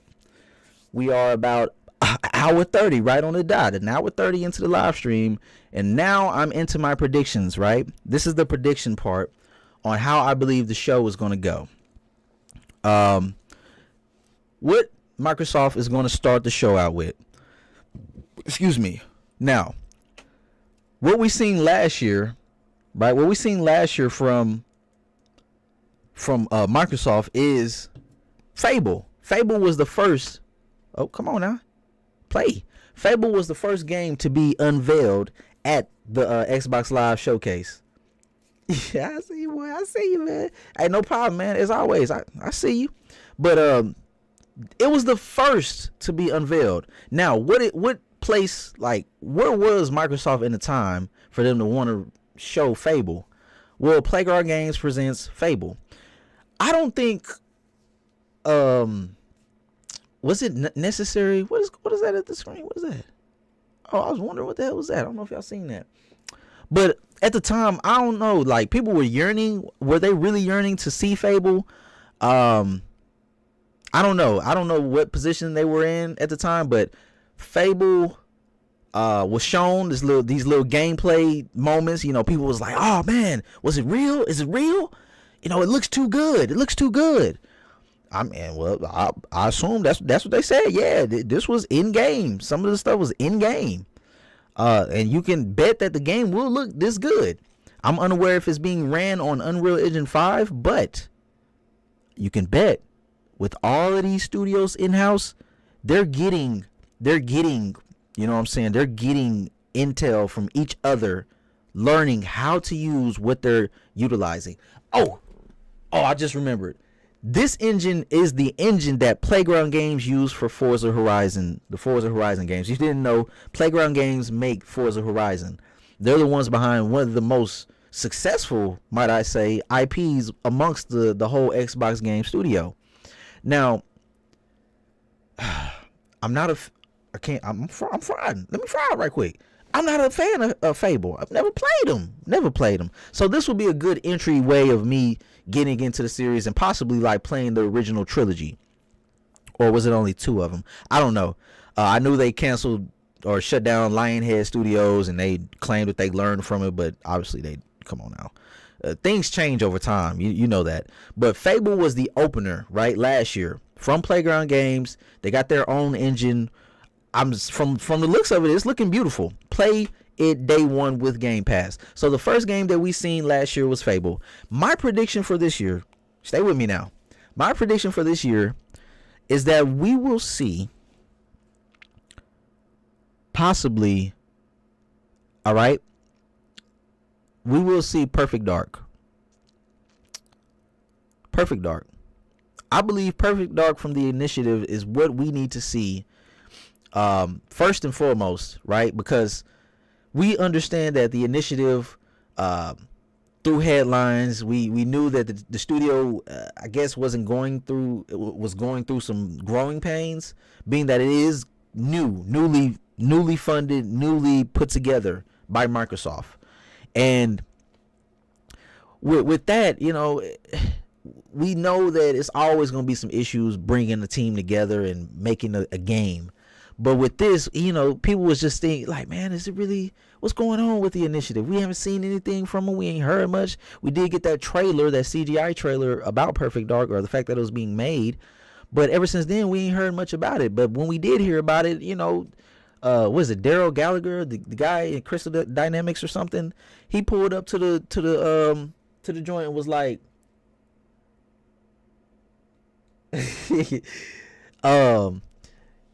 you know, he pulled up with Crystal Dynamics and Shit, I barely use it. I barely use Discord, bro. I don't use. I need to get into it. I need to get into Discord, letting y'all know I'm streaming and everything. I don't.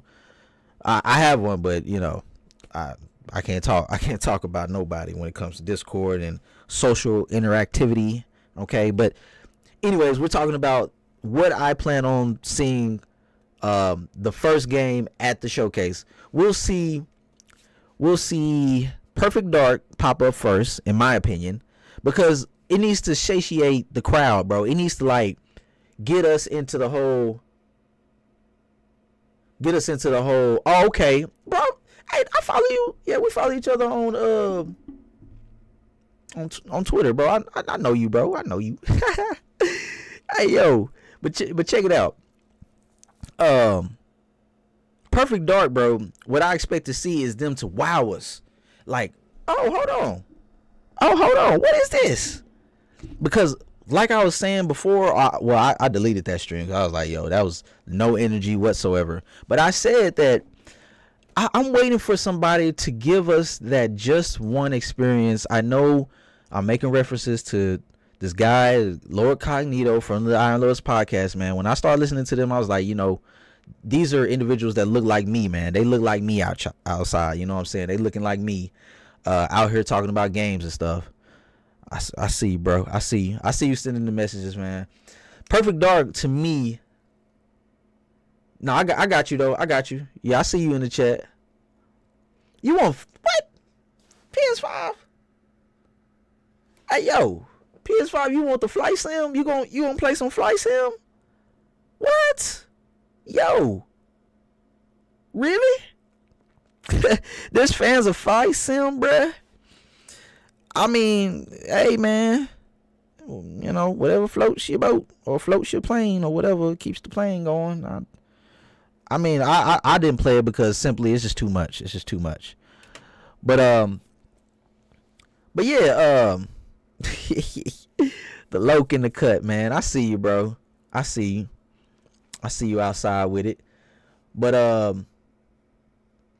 yeah, you wanna know outside? Okay, already, man. I see y'all in the chat though. Perfect Dark is a must to me because it, like I said, it has to satiate the crowd. It has to get those people that are insecure about the brand of Xbox, because they're the ones that's putting out these headlines and saying, it might not be looking good for this game and this game and this and that. Oh, third party, they want to get out the console business, this and that.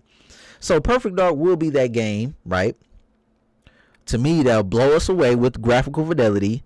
Then on top of that, I'm looking for that game to have like that third person, first person, right? Because I loved Rainbow Six Vegas back in the day. I loved Rainbow Six Vegas, but I've yet to see somebody take on that style of like going between third person and first person. Being in cover, right? Of course, Ghost Recon has, when you aim down sights, it's first person and everything. But I'm saying, like, getting into that cover state and, like, not being able to see through the cover or whatever, or on the other side, but, like, getting that personal connection with the player whenever we are in cover. Like, damn, like, you're sitting in cover, like you see the sweat. I want to see, like, her, like, going through it, or I don't know, like, I just feel like seeing games like Max Payne being such a good third person shooter, and also first person games out there, I just want to see that intertwined gameplay aspect of Perfect Dark, or just somebody utilizing that again. I haven't seen it since Rainbow Six Vegas, so I would like to see that with Perfect Dark, and alongside that, see how graphically intense it is. It has to be one of the best looking games amongst the studios, right? It has to be. So yeah, I believe we'll see Perfect Dark first. Then after that, we'll see, because the way they unveiled games last year, they had the three, right? They had these three games that they pulled up with. They had South of Midnight go next, which is from their own first party. So we have first party studio, then a third party game. This year, I think they'll do the same thing. They'll do the same thing. First party, third party. Yo, pull up with that Doom, bro. Pull up with Doom, man. It's already been leaked. or possibly start off with Doom.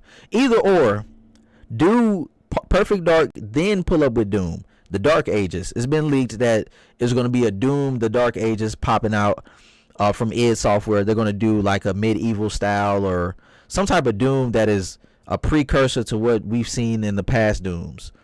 Like I said, the graphical prowess of these studios have to blow us away, bro. It has to make us be like, yo, like for real? Like y'all gonna do us like that? Boom, boom, boom. And the third party game that I want to see afterwards.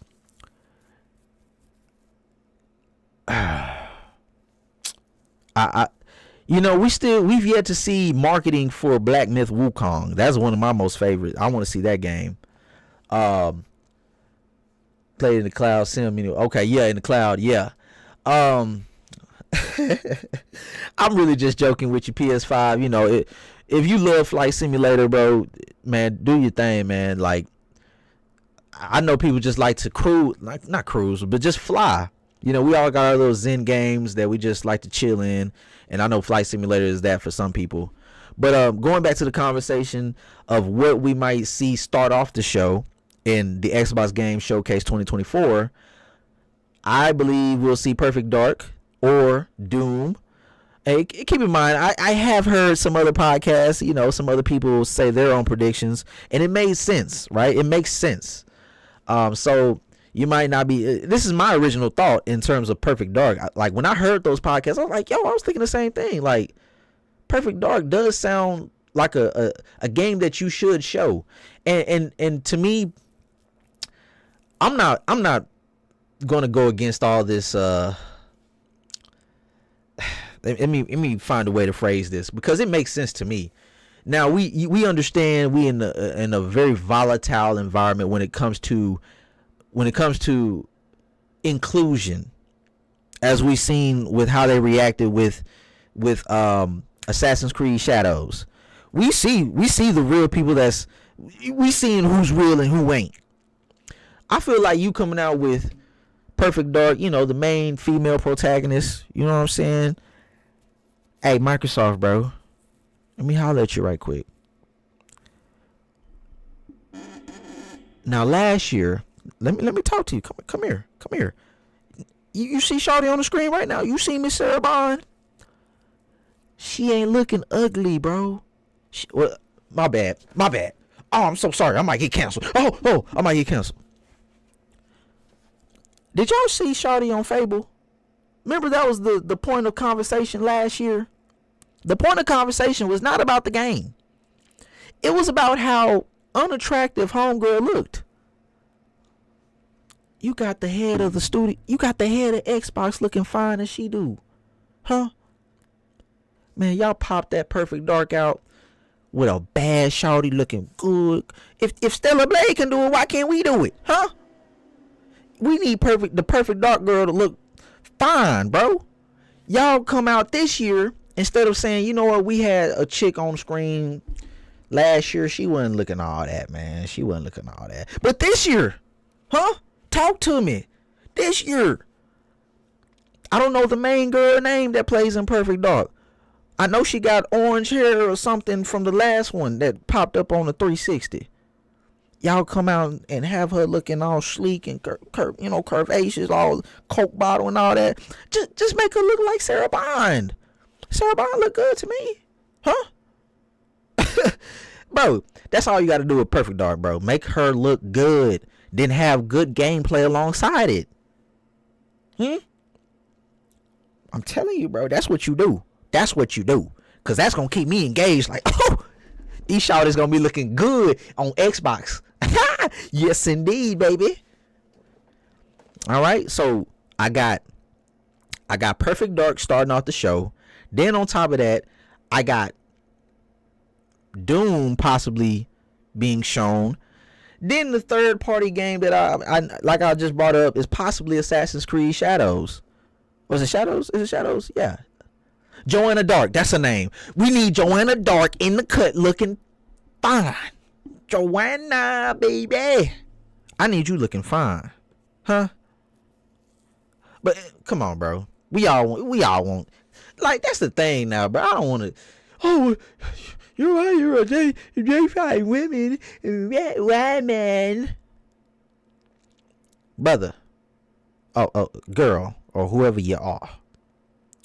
Ain't nothing wrong with having a beefy guy in the game, is it? Come on, bro. That body positivity, man. What about the fat slobs? Y'all like to shame men when they fat, huh? But y'all praising him when he got the pecs and he huh? Give me some girl that look fine, man. Joanna Dark, I need you to look good. But anyways, I get carried away. Anyways, yeah, we got 33 Immortals here. That game. I think that's possibly gonna show up again. Has it released? I don't think so. That's like a co-op game coming 2024. Yeah, it's supposed to be coming out this year. But yes, after those 3 games that I just named, Doom, Perfect Dark, and Assassin's Creed Shadows, that will pop the show off for real, bro. That was, hey, like, yo, they with it. Then, as we get into the show, I think we'll see. Let me say this. I don't think we'll see Compulsion Games, the people behind South of Midnight. I don't think we'll see them. I think we'll see them possibly at the Game Awards later on this year. I don't think we'll see In Exile with Clockwork Revolution. I don't think we'll see that. So we get into the show, right? After those 3 games that I named, we get into the show and we'll see games that are more so centered towards getting you into Game Pass. Now, getting into Game Pass, what I mean by that, like we see here with Payday 3, this was a game that it took us by surprise in a sense. Oh, it's going to debut on Game Pass? It's coming out on Game Pass? Oh, word. So, and it's a well-known title. So, in terms of like a third-party title or a title that we see going to Game Pass this year possibly, man, I'm trying to think of multiplayer-centric titles that's possibly coming out this year. We already know 33 Immortals. That's coming out, as you just seen, on Game Pass.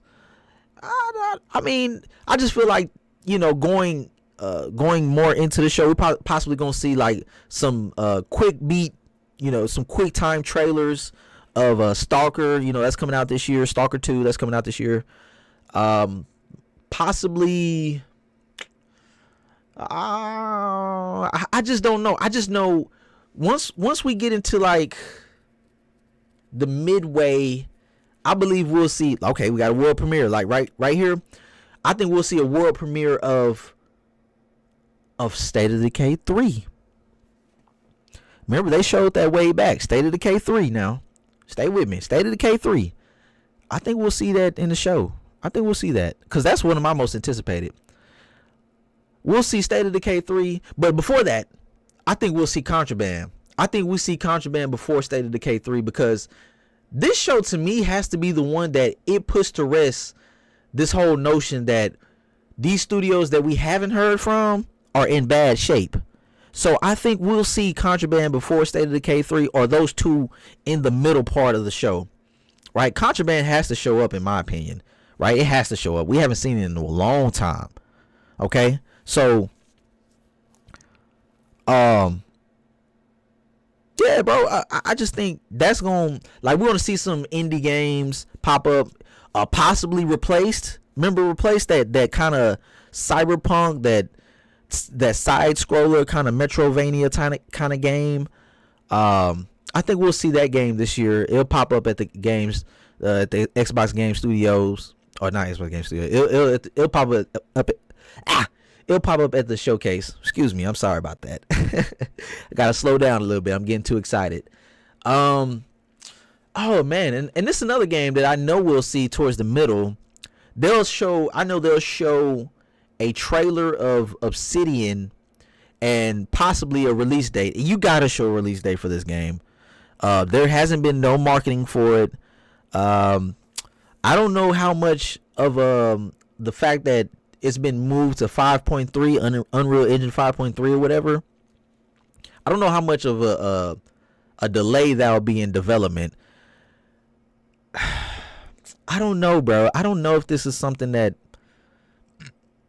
they'll release this year, maybe.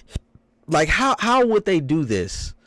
I just want to know how. Oh my god, damn spiders, bro! I didn't see that last year, or I didn't want to see it. Damn.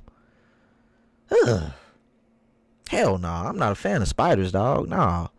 But jeez, man, that just made me feel different about the game.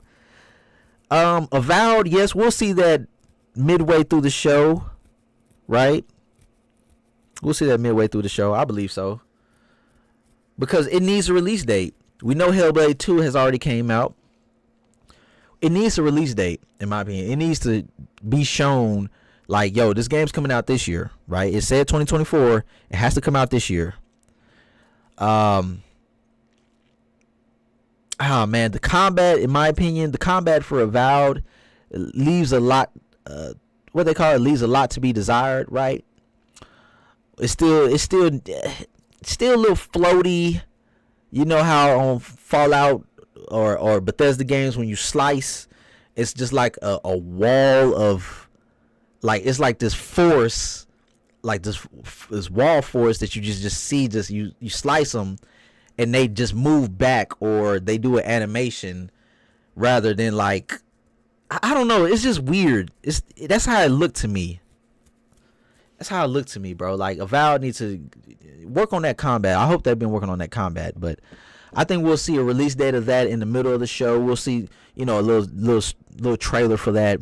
As like I said, we'll see State of Decay 3. How would they show State of Decay 3? It depends on how close the game is. Like, State of Decay 3. Oh yeah, Chris. Oh man, hold on. I seen Chris Chris, bro. Yeah, you excited for Black Myth just like I am.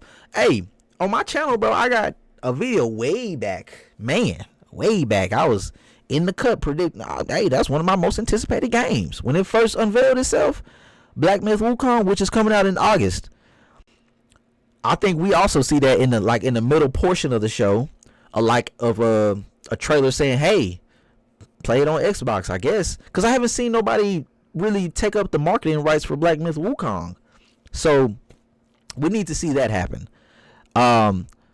Also, towards, like, in the middle part of the show, I believe we'll see a Call of Duty trailer, right? Saying stay tuned for the extended showcase, or the showcase of Call of Duty afterwards. But it'll just be like a unveiling of, the Michael Bay, like what's going down, like, you know what I'm saying? Like one of them maybe 30-second minute trailers or something, like a story trailer. Then we'll see probably like a whole little mission or something that they play through. Stuff to do. Yeah. Oh, I see PS5 in the chat too. You said the new Flight Sim has stuff to do. Now, I remember seeing in last year's showcase, they had activities like you were saving the day. Like, you can actually be one of them people that saved somebody out of a wildfire or something, or from like being stuck from being hiking or something. Oh, excuse me. Ow, why am I going through this, man?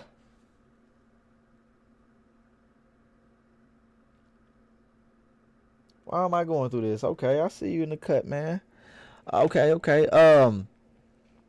on. I'm making sure all is well right now. I see the peoples outside with it. But here we go. So right on time with the conversation of Flight Sim. I think we'll see this also as well in the middle portion of the show. Right? So just to recap, if you're just now tuning in, we are about we're an hour and 53 minutes into this live stream. Thanks for stopping by. I am JD from the 9-5, and we are talking about the Xbox Game Showcase happening this weekend, a week from now, and also the Summer Game Fest. The Summer Game Fest, man, it's going to be crazy because I'm going to be there, okay? I'm going to be outside with it. But going back to the conversation and what PS5 blows in the chat said, they're adding stuff to Flight Sim. So looking like you're going to, saving people from these heights. Look at the graphics, man. Like, you're going to be able to do a lot more within the world of Flight Sim, which is, oh man, okay, I didn't see that, man. Oh, okay. Yeah, so you're gonna be more integrated or more important in the world of flight sim, being able to take jobs and do things. Okay, okay, I like it. I like it. Oh, okay, VIP and all that. So yes, I just to recap, like I was alluding to, I believe that the showcase will start off with Perfect Dark, a Doom, the new Doom game from id Software, because they've been cooking that up for a while. Their last game was in 2020, Doom Eternal, and followed by a third party game like we seen last year with Star Wars Outlaws. We'll see an Assassin's Creed gameplay trailer, or a trailer showing some gameplay and say, hey, check out the Ubisoft Forward event or whatever that they have, just so you can, or possibly we might see Assassin's Creed Shadows at the Keighley's, right, at the Jeff Keighley showcase or the Summer Game Fest. We'll see a little trailer there, be like, hey, tune into the Microsoft, to see more footage of it. But I believe that's how it's gonna go. Start off like that, the boom, boom, boom, 3-3, the 3. Keep it up. I want them to keep doing that. Then we'll see maybe a little small indie title, or I want to see replaced, like I brought up. I want to see replaced and a release date. Then we'll see trailers like Flight Simulator, coming out. Boom, you're right, coming out. Then we'll see Avowed, right, coming out. Boom. Then we'll see Black Myth Wukong coming out soon. Boom. Then we'll see first party. We'll see State of Decay 3, right in the middle.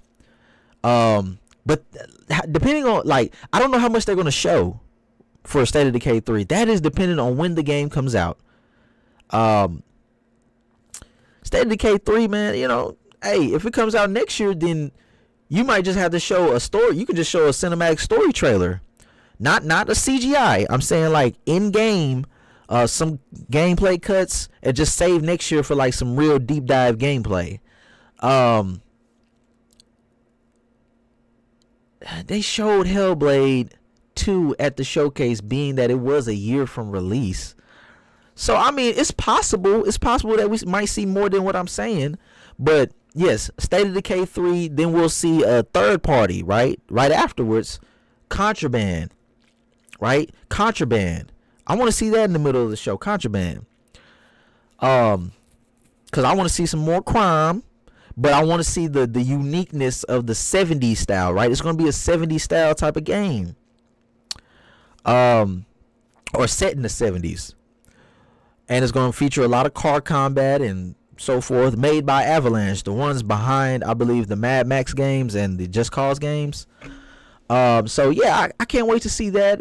That's towards the middle of the show. It's so many first party games, and I haven't even talked about Activision Blizzard, right? They didn't even have BlizzCon this year. They could possibly be revealing something of it's already confirmed that Diablo will be getting an expansion this year. They'll get something shown at the show. So right now I'm basically just giving you the insides of what we might see in the middle parts of the showcase. And as you see on the screen, Hellblade 2, I haven't gotten to this part yet. I haven't gotten to this part in the game. But the game is beautiful, right? We've seen this game being unveiled, and this was like in the middle of last year. They just showed this little part. They really didn't do much.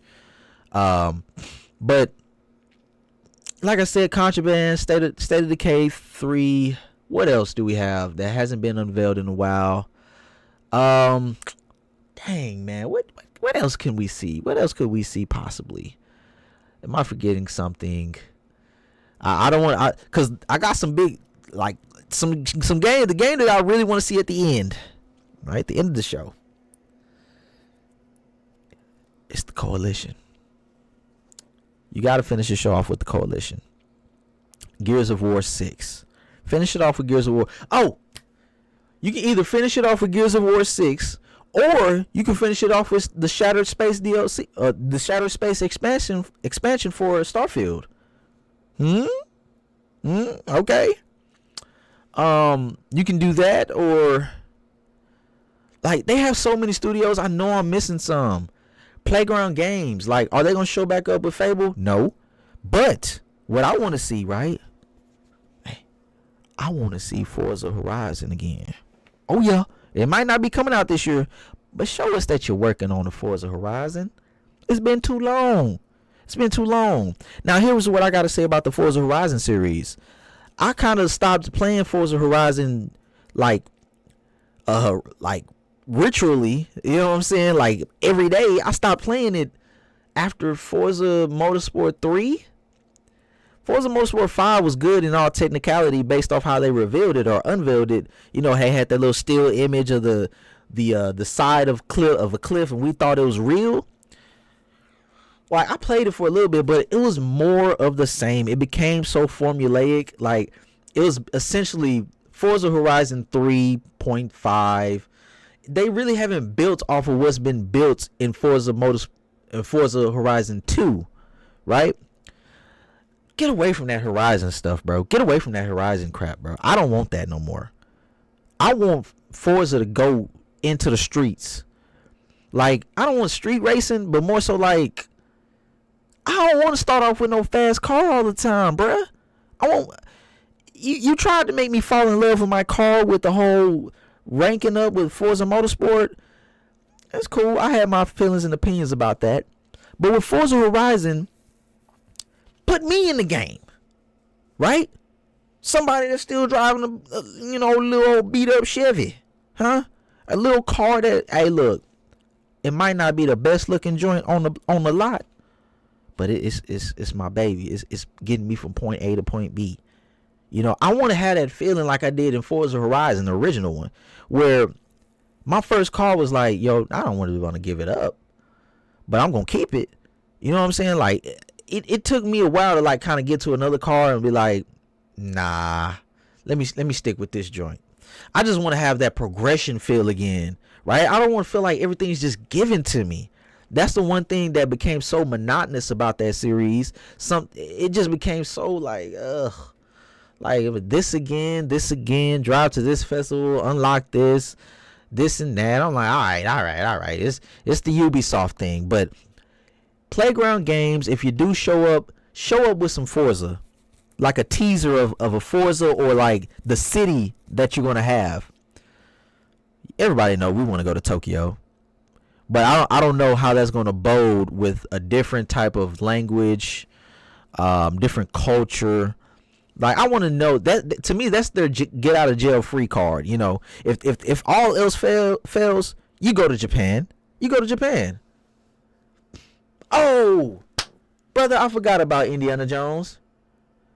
Oh, Chris, I forgot about Indiana Jones.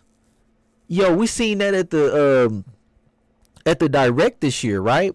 Earlier this year in January, and I was blown away, bro. Like, Machine Games, you pulling up with no Wolfenstein, but you pulling up with this? Hey, did you see that trailer? As Ichiban, you know, if I was monetized and everything, he'll be demonetizing my channel with his foolishness. But I forgot about Indiana Jones. Machine Games, we all know that they're working on the next Indiana Jones. And Indiana Jones, bro, I have no affinity for the movies. I didn't grow up watching the movies or anything. But from what I seen from the trailer, seeing the sweat run down his face, the ants crawling around him, his hand and all of that, the enemy talking to him, the fist pump, I mean, not the fist pumping, the fist, you know, him, you know, hitting those Nazis and everything. I was like, yo, this might be something I might like. The single player experience, I might like that. But seeing that at the show, they got to show it. It might fall in that middle part. Like I said, you ain't closing with it. You might start with it. You might start early with Indiana Jones, now that I think about it. I would start early with Indiana Jones. I might do Perfect Dark, then Indiana Jones, right? Perfect Dark, then Indiana Jones, and Doom. Oh, bro, this is what I'm saying, man. Like, the potential of how these games are going to look, because Perfect Dark is not going for no cartoon theme or thematic or how they going, you know, the graphics. Yeah, we'll see more gameplay this time. I don't think we'll see like unrealistic or them not aiming for realism when it comes to Perfect Dark. We already seen how they're aiming towards a realism for Indiana Jones, and we already know how fluid and fast and beautiful the id software is. So Perfect Dark, Indiana Jones, and Doom, bro. Doubt you show that first, then middle of the show you got a couple of indies, then you show State of Decay 3, you show Avowed a little bit more, right? Then you show Contraband. Oh my God! Then give us a release date on Avowed and bro, release date on Avowed and Flight Sim. Shoo, boy, it's gonna go crazy. It's gonna go crazy. But yeah, it has to be ready to see Indiana Jones. Yep. Forza Motorsport, you should be able to buy parts without car points. Also, we're all custom motivated. Game is amazing otherwise. Okay. Yeah, I've had my fair share of criticism with this new Forza Motorsport, being that it wasn't optimized. It wasn't really optimized like that, bro. I'm telling you. The game wasn't like, bro, how do I have a 40 series cars and all these games are not optimized? Huh? That's how I felt about Gray Zone Warfare, bro. Like, y'all need to get that right. Get it right soon. Please.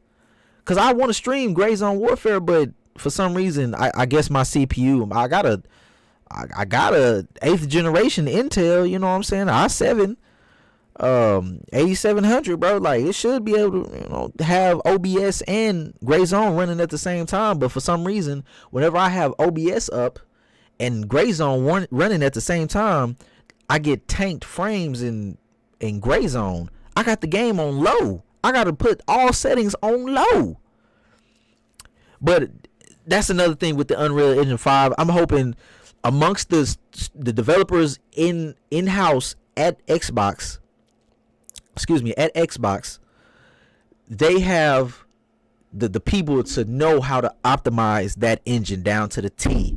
That way we all are having good experiences and enjoying the games, in which I didn't have much problems running Hellblade 2. Hellblade 2 was pretty good. I ran everything on medium with DLSS on, frame generation on, and it ran flawlessly. Go check that out. I got it on my channel right now. Go drop a like on it if you want. If you want to. I appreciate it.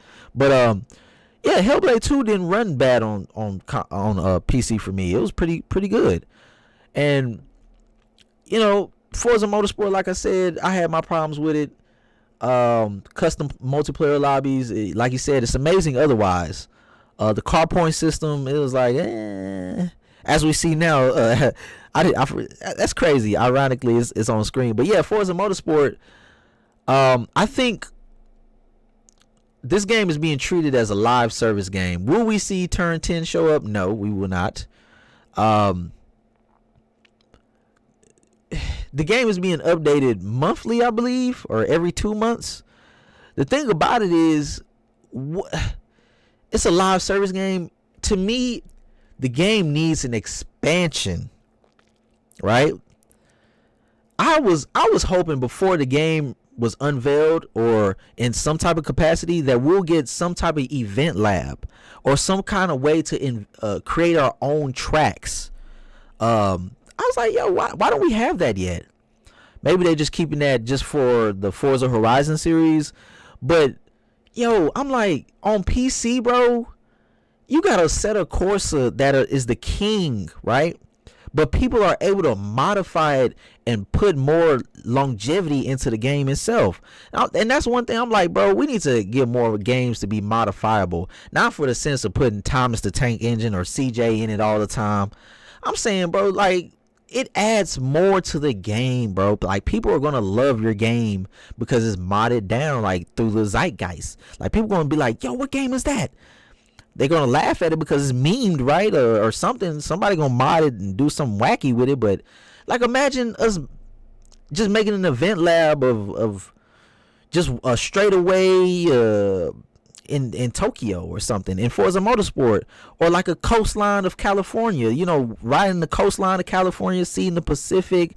You ride along the mountain sides or the cliff sides of, I don't know the specific areas from San Francisco to, I don't know, bro, but you get what I'm saying. Like, I was thinking they was gonna have some type of event lab for Forza Motorsport, but are they gonna show up in some type of capacity at this show? No.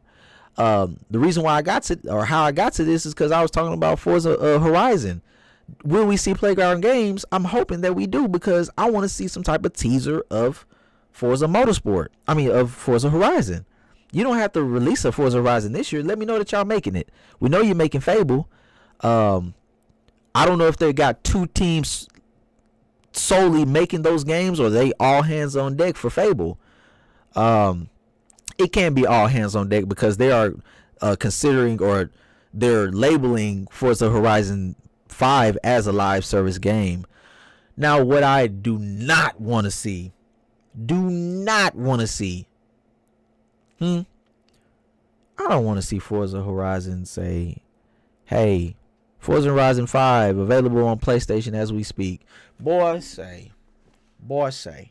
Because it's already rumors that Gears is going to PlayStation. That's a whole other conversation in itself. Like, the brand identity for Xbox. Do they give a damn anymore? Do they really give a damn? But that's neither here nor there. I'm not going to talk too much into that. We are about 2 minutes and 10 minutes into the stream. 2 hours and 10 minutes into the stream. I am JD from the 9-5. Thanks for tuning in. We are talking and chatting, right, about the showcases going down next week. No, this weekend. This weekend, baby, it's going to be lit in LA. I'm going to be at the Summer Game Fest, just to reiterate. And also, I'll be in LA to cover what I can, I guess. I'm not going to have a mic on the floor, just to let the people know. I will not have a mic on the floor. I will not be videotaping, interviewing anybody. I don't have a team with me. It's just going to be me, right? I'm getting my foot into the door. I want people to know that I'm outside. I'm outside to talk about the games. I'm outside to talk about the industry. I want to know who you are into this industry. I want to know, why you're here. I want to talk to a few developers. I want to talk to a few people. I'm hoping I'm graced with having that ability to talk to individuals there. So I'll be outside. And I'll be able to go back to my room and tell y'all, or possibly on hand, on my phone, just live stream. But yeah, I'll be outside for that. I think you see more gameplay this time. Yeah, we do. More gameplay of Indiana Jones. So that's what I'm saying. So the show, just to recap, if you're just now tuning in, I'm talking about what I predict, how we're going to see that lineup, what we're going to see. I predicted that we'll see Doom and Perfect Dark and a third-party game at first. But now that the homies in the chat, Chris in the chat, brought up the fact that Indiana Jones is a thing, and the Great Circle, that's the name of the game, made me rethink, like, maybe you want to show that game, because it is slated to come out this year in December of all months. Don't do that, Microsoft. Push that thing to February. Push it to February. I believe we'll see a good gameplay of Indiana Jones. Get us assimilated into that universe again. Like last June, we had that. I know people didn't receive that movie well, right? That movie, woo! I don't know the name of it, but yo, they didn't like that movie, bro. But it's June again. Go ahead and show some Indiana Jones, bruh. Show just maybe 5 minute, maybe 2 minutes of gameplay. Lasso, his little lasso or his rope, not rope, his lassoing and beating people up. My thing is, are we gonna see like gunplay? Are we gonna see some gunplay? I want to see some gunplay in Indiana Jones now. So yeah, I believe Indiana Jones now, Perfect Dark is gonna show up, and Doom. Those three games has to be the ones that show up. One out of three has to be the top three that shows up first. Then, as I was saying, we'll see indie games in the middle, like Replaced, like Stalker 2, then possibly little trailers for marketing for Black Myth Wukong. Then we'll head into Avowed getting its release date. Then hopefully we'll see State of Decay 3 and Contraband. It's so many games, bro. It's ridiculous. It is so ridiculous how many games Microsoft can possibly show at this showcase, man. It's mad crazy. And I was just coming off of the conversation of, hold on. Off the conversation of, Playground Games possibly being there. I mean, who knows? We seen them pop up last year. Pop up again. Pop out. Do it. But so segueing into probably towards the end of the show, I brought up Starfield Shattered Space DLC or expansion. I think that'll be towards like the end, but more so like not the end. Cause I really want Gears of 6 to wow us, bro, with the graphical fidelity. Gears of War 6 or Gears 6 has to be the closer. I think it has to be the closer. We all know there's been rumored a Gears collection coming out. I'm like, nah, I'm not gonna lend too much credibility into that. Unless you got the information, let me know.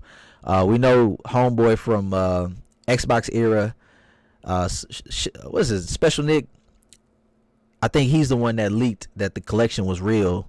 But I'm not there yet. I'm not there yet with it, because the fact that they're saying it might go to PlayStation, I don't know about that. To me, I really don't care, bro. Like, if things go to PlayStation, it's just I care about my brand identity or the Xbox that I grew up with, man. Like, Gears is Xbox, bro. Gears is Xbox. I feel some type of way if I see Halo going to... Well, hold on. Because it's making me sick, bro. It's making me sick. Just the thought of being a Halo on PlayStation? Huh? Or Gears on PlayStation?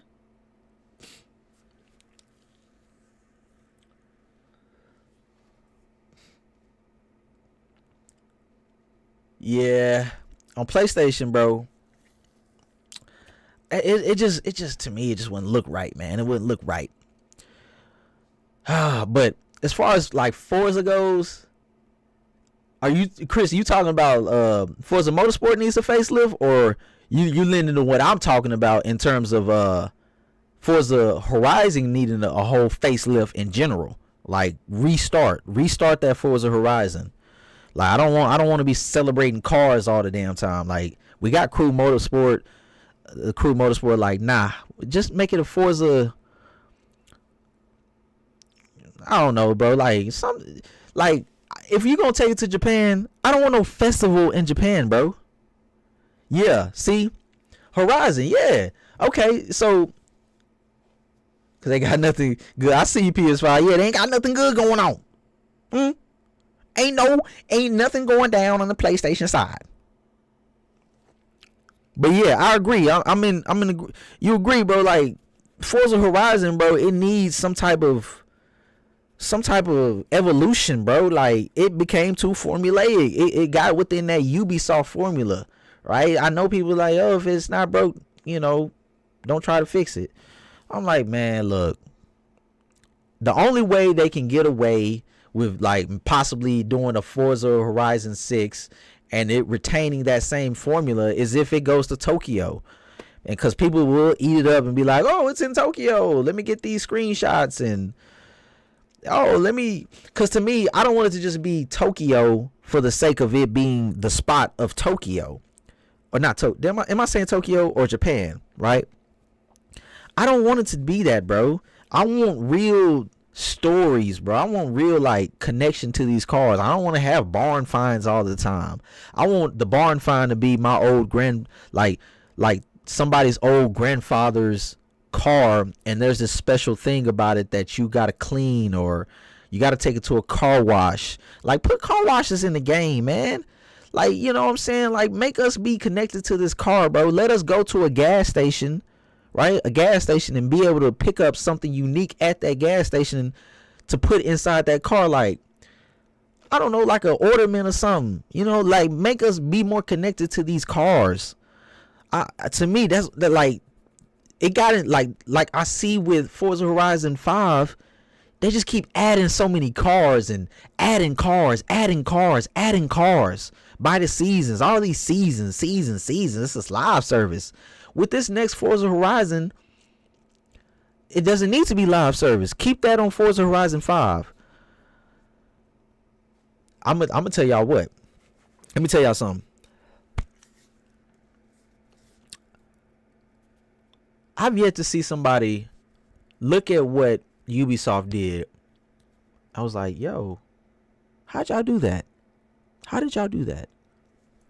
And what I'm saying is, I want somebody to take on the whole freaking United States. Because you see, they shied away from that with Motorsport. They went to Hawaii, an island, trying to copy Forza Horizon. Man, wouldn't it be crazy if we had a Forza US? You know, you can kind of live service that, but see, to me, bro, live service to me, I hate that terminology, bro. Like, whenever they come out and say, "Oh, this is a live service game," it's like, damn it! Now the vision is skewed. You think in your mind the vision is skewed because now the workforce of it is gonna be always centered towards engagement, bro. It's not gonna be centered towards heart, bro. The heart of the art, right? The art of it, bro. Like the stories that can be told in this world. Like when I played Forza Horizon 1, when you met the homie that was a part of the street racing, you know, it's like, oh, okay, what's up, bro? You know what's going down here in Colorado. Oh, you know what's going down with street racing? Oh, okay. Then it's like, I don't know, it's like a build up. I just want this connection to the world and to the cars.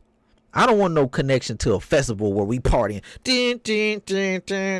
Oh, that bull crap, man. Always partying and crap. We don't need that, bro. I want to be able to create my own party, my own car meet. Y'all pull up to my crib. Why do we have safe houses in Forza Horizon and I can't go inside? See, that's one thing. Why has Test Drive Unlimited, that hasn't been evolved? If I got a safe house, I want to go inside. Let me go inside these safe houses. Let me invite the homies inside the crib. Let me invite the girls. I want to be able to throw a party. Man, I got the girls over, man. Man, I just bought this car too, man. I've been working hard for it. I want y'all to come by and see it. Like, I want that type of energy when it comes to Forza Horizon. But who knows, man? Who knows? I'm just going on a rant right now because I'm really a fan of Forza Horizon. I loved 1, 2, and 3. But 4 became monotonous. Like, it was just another type of just 3.5. But the seasons was a good addition, bro. I love that. That was a good little nice thing, but it was a boring setting, bro. I mean, Britain, please, no. But yeah, going back to the show, like I said, Perfect Dark, Doom, and Indiana Jones. Those 3 games I want to see first. Then, you know, the middle part, State of Decay 3, Stalker 2, all the indies, possibly Square Enix, right? We might see Square Enix pop up. We seen Phil Spencer in the cut, right? Phil Spencer was on stage with the new CEO and everything, you know, hands and all. What time is it, bro? So I know that. Oh yeah, I'm gonna have to hang it up in a little bit. But just to conclude the show, right? We got the Shattered Space, right? They will unveil what that's gonna be. In terms of like how they'll unveil it, will it be gameplay? No, it'll be gameplay. It'll be in game, obviously, but it's just gonna be a story beat trailer. Because if you play Starfield, we're gonna learn more about the House of Varun and that serpent that they worship. I want to know if this is going to be the start of us seeing sentient aliens in a way. Sentient meaning like Mass Effect aliens in the Starfield universe. I I'm just a fan of Starfield. I brought up with Cyberpunk, as you see on the screen. I uninstalled Starfield because it's in that state in which they're still updating the game, right? We just seen last month they put the not DLS, but the 60 frames update. They added maps to the game. That way you can navigate through the settings or whatever more better. So I know they're still updating the game, and I'm like, you know what? Let me chill out. I like modding my game. Let me chill out. So I haven't played Starfield in a while. I still have my same feelings about it. I still feel the same way about it. Love it. It was the best game of last year. One of my favorite Bethesda games that they've released. But Starfield Shattered Space expansion, I think we'll see that. Then we'll see Gears of War end the show, right? Gears will end the show, bro. Because the Coalition been cooking this thing up for a minute. We seen them cook with the Matrix demo. We gonna see them cook with Gear 6, bro. Alright, I think this is the time that they come out and say, we outside, but y'all not outside like us. And when I say y'all, they're gonna look. See, this was gonna happen.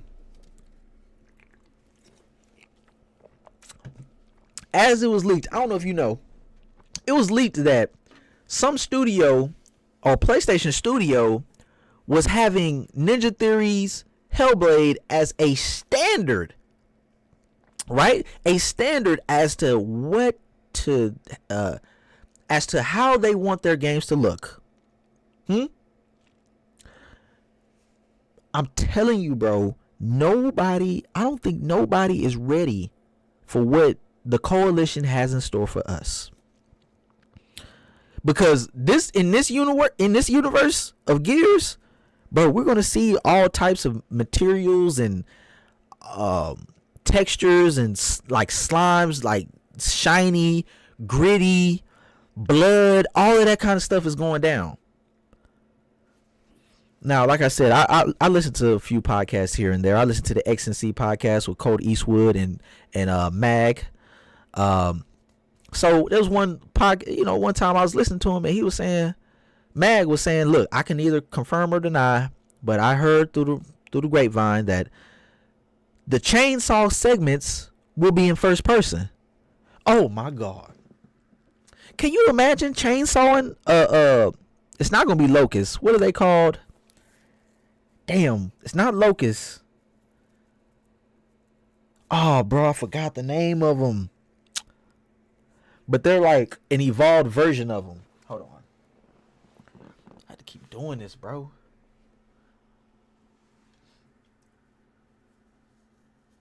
Hold on. All right. But yeah, they damn, what's the name of them things? I forgot the name of those things in Gears 4 and 5. I agree, graphics were disappointing even on PC. Yeah, the graphics, disappointed, bro. Disappointed. The optimization was terrible, but not the locust. But I heard that it's gonna be in first person. You know, just imagine seeing the guts. Okay, seeing the guts, the blood, everything just right there in UE5 gloriness from the Coalition, the masters of Unreal Engine. I call them the masters because, you know, Epic Games, they got Fortnite, but that game in itself is a platform. Fortnite is something totally different. But yeah, I think they closed the show with Gears 6. I know I'm missing a lot of games, bro. I'm missing a lot of studios. We got Psychonauts, Double Fine. Like, you got Toys for Bob. You got who else, bro? It's a lot of Activision Studio games. They could possibly come out and say, hey, all Call of Duties are in Game Pass, or this Activision game, Tony Hawk, is in Game Pass. They can do that. Diablo, like I stated, Diablo will be there. They'll show the DLC for that. I know that's coming out this fall. What else? I said Turn 10, no Turn 10. Who else? In Exile. Like I said, they're not going to be there with Clockwork Revolution. Norris Compulsion Games are going to be there. I said Machine Games. That's the beginning of the show. What else do we have? World Premiere, Atlas. Oh, Square Enix. We could possibly see Final Fantasy show up, right? We seen them show up in some capacity. Like I said, when Phil Spencer was at the show last fall, shaking hands with the new CEO. That is when they unveiled that Final Fantasy 14 will be popping up on the Xbox platform, huh? So in that case, I think we'll see a Final Fantasy pop up on Xbox this year and PC. And the safest bet is Final Fantasy 16, bro, because that's the most recent one. Now, the money move that I think they're waiting on is like, okay, let's get Final Fantasy 7 Remake 3 Part 3 out. Then we'll have that whole thing like together. You'll have the trilogy come out alongside with the PS5 or the PS6 at the time, possibly, and the Xbox consoles, right? All at the same time. We'll see something like that happen. So yeah, possibly, yeah, Square Enix might show up. Maybe Sega shows up in a way. What else? Thinking third party partners, Ubisoft. They're gonna have their own thing. Now, as far as like the Summer Game Fest, bro, that's just a toss up, bro. I don't know what we're gonna see there. I don't know what we're gonna see at the Summer Game Fest. I don't have any inclination on what we might see. You know, the Elden Ring DLC is coming out. I don't know what we're gonna see. Probably Judas, right? Judas might pop up. I just don't know what we might see at the Summer Game Fest, man. That's it. I don't know. Xbox Game Studios. What's this? In-game. The creators of the Banner Saga trilogy. Stoic. What's this? But anyways, so yeah, I mean, I was all over the place with this stream, but I'm telling you, I'm hyped, bro. I'm hyped. We're about 2 hours and 30 minutes in, and I'm about to lay it down because I got work tonight. Right? I got work. I'm a late night worker. So I got other things to do, but yeah. Man, I enjoyed this live stream. I enjoyed it, bro. I enjoyed everybody that pulled up in the chat. The homies, Chris. I see Jay. He popped up talking Nintendo. He go check him out. He talking Nintendo, bro. He talking Nintendo. If you're a fan of Nintendo, go check his channel out. He is in the chat. He's fairly new, and I'm glad he was able to stop by the 9-5 and you know, let us know that he's outside with it too. But yeah, I was outside today. JD from the 9-5, that's me. Huh? If you're new to the channel, you're seeing them for the first time, baby. I'll be in LA with it. LA, hold on. I gotta put the shades on. It's just the outro. Not the shades, but I gotta put the the Gucci's. But check it out, man. We're gonna be in LA on Friday or this weekend. I'll be outside with it. Giving you my impressions of the people that I've met, and also the games that I was able to see, and just, you know, letting you know how I'm doing out here in LA or out there in LA. So yeah, today I was just wanted to pop up on y'all and talk to the chat, talk to the homies, and yeah, this was impromptu, right? This is just out the blue, but hey, we're a week away. And let's go, you know. So I've said what I had to say. JD from the 9-5. This is the 9-5 gaming channel. We are clocking out, right? This is the clock out. Chris in the chat, thanks for stopping by. PS5 blows. I know, right? We're gonna keep letting everybody know the PS5, man, it ain't worth it, man. It ain't worth it. Ain't no Killzone on it. Ain't no SOCOM. Ain't no Resistance, huh? All right, that's my disdain for the PlayStation brand right now. But anyways, all the homies that pulled up, everybody that was in the chat, all the subscribers, thanks for stopping by. If you can, just go by and check out Talking Nintendo. Go check out your other podcasters, man. Go check out your other people. Go support the people you love, man. You love that inspire you and everything. So with that being said, I'm gonna end the stream. This is my Xbox predictions live stream first, or part one at least. I'm gonna be talking throughout the week. If there's anything that comes up or pop up, hey, I'm gonna be talking about it now. I'm gonna talk about it. So yeah, with that being said, I'm gonna go ahead and end the stream. Just go back, like I said, I predicted that Doom is going to be there, Perfect Dark, State of Decay 3, Contraband, possibly Square Enix with the Final Fantasy 16 coming out for Xbox and PC, and the show ending with a Gears of War 6 that melts our face off, you know what I'm saying, or chainsaws our face off. You know what I mean? Like, I feel like we're gonna see a lot. Then Call of Duty, I want to talk about that later, because I want to bring, I'm gonna talk about Call of Duty later. All right, we're gonna talk about that later. But right now, I am JD from the 9-5. Thanks for tuning in to the 9-5 Gaming Channel. We're clocking out. I'll see you all in the next one. Peace, baby. I can't wait.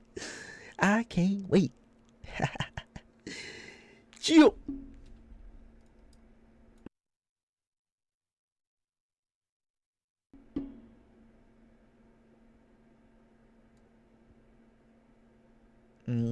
Is it cutting off?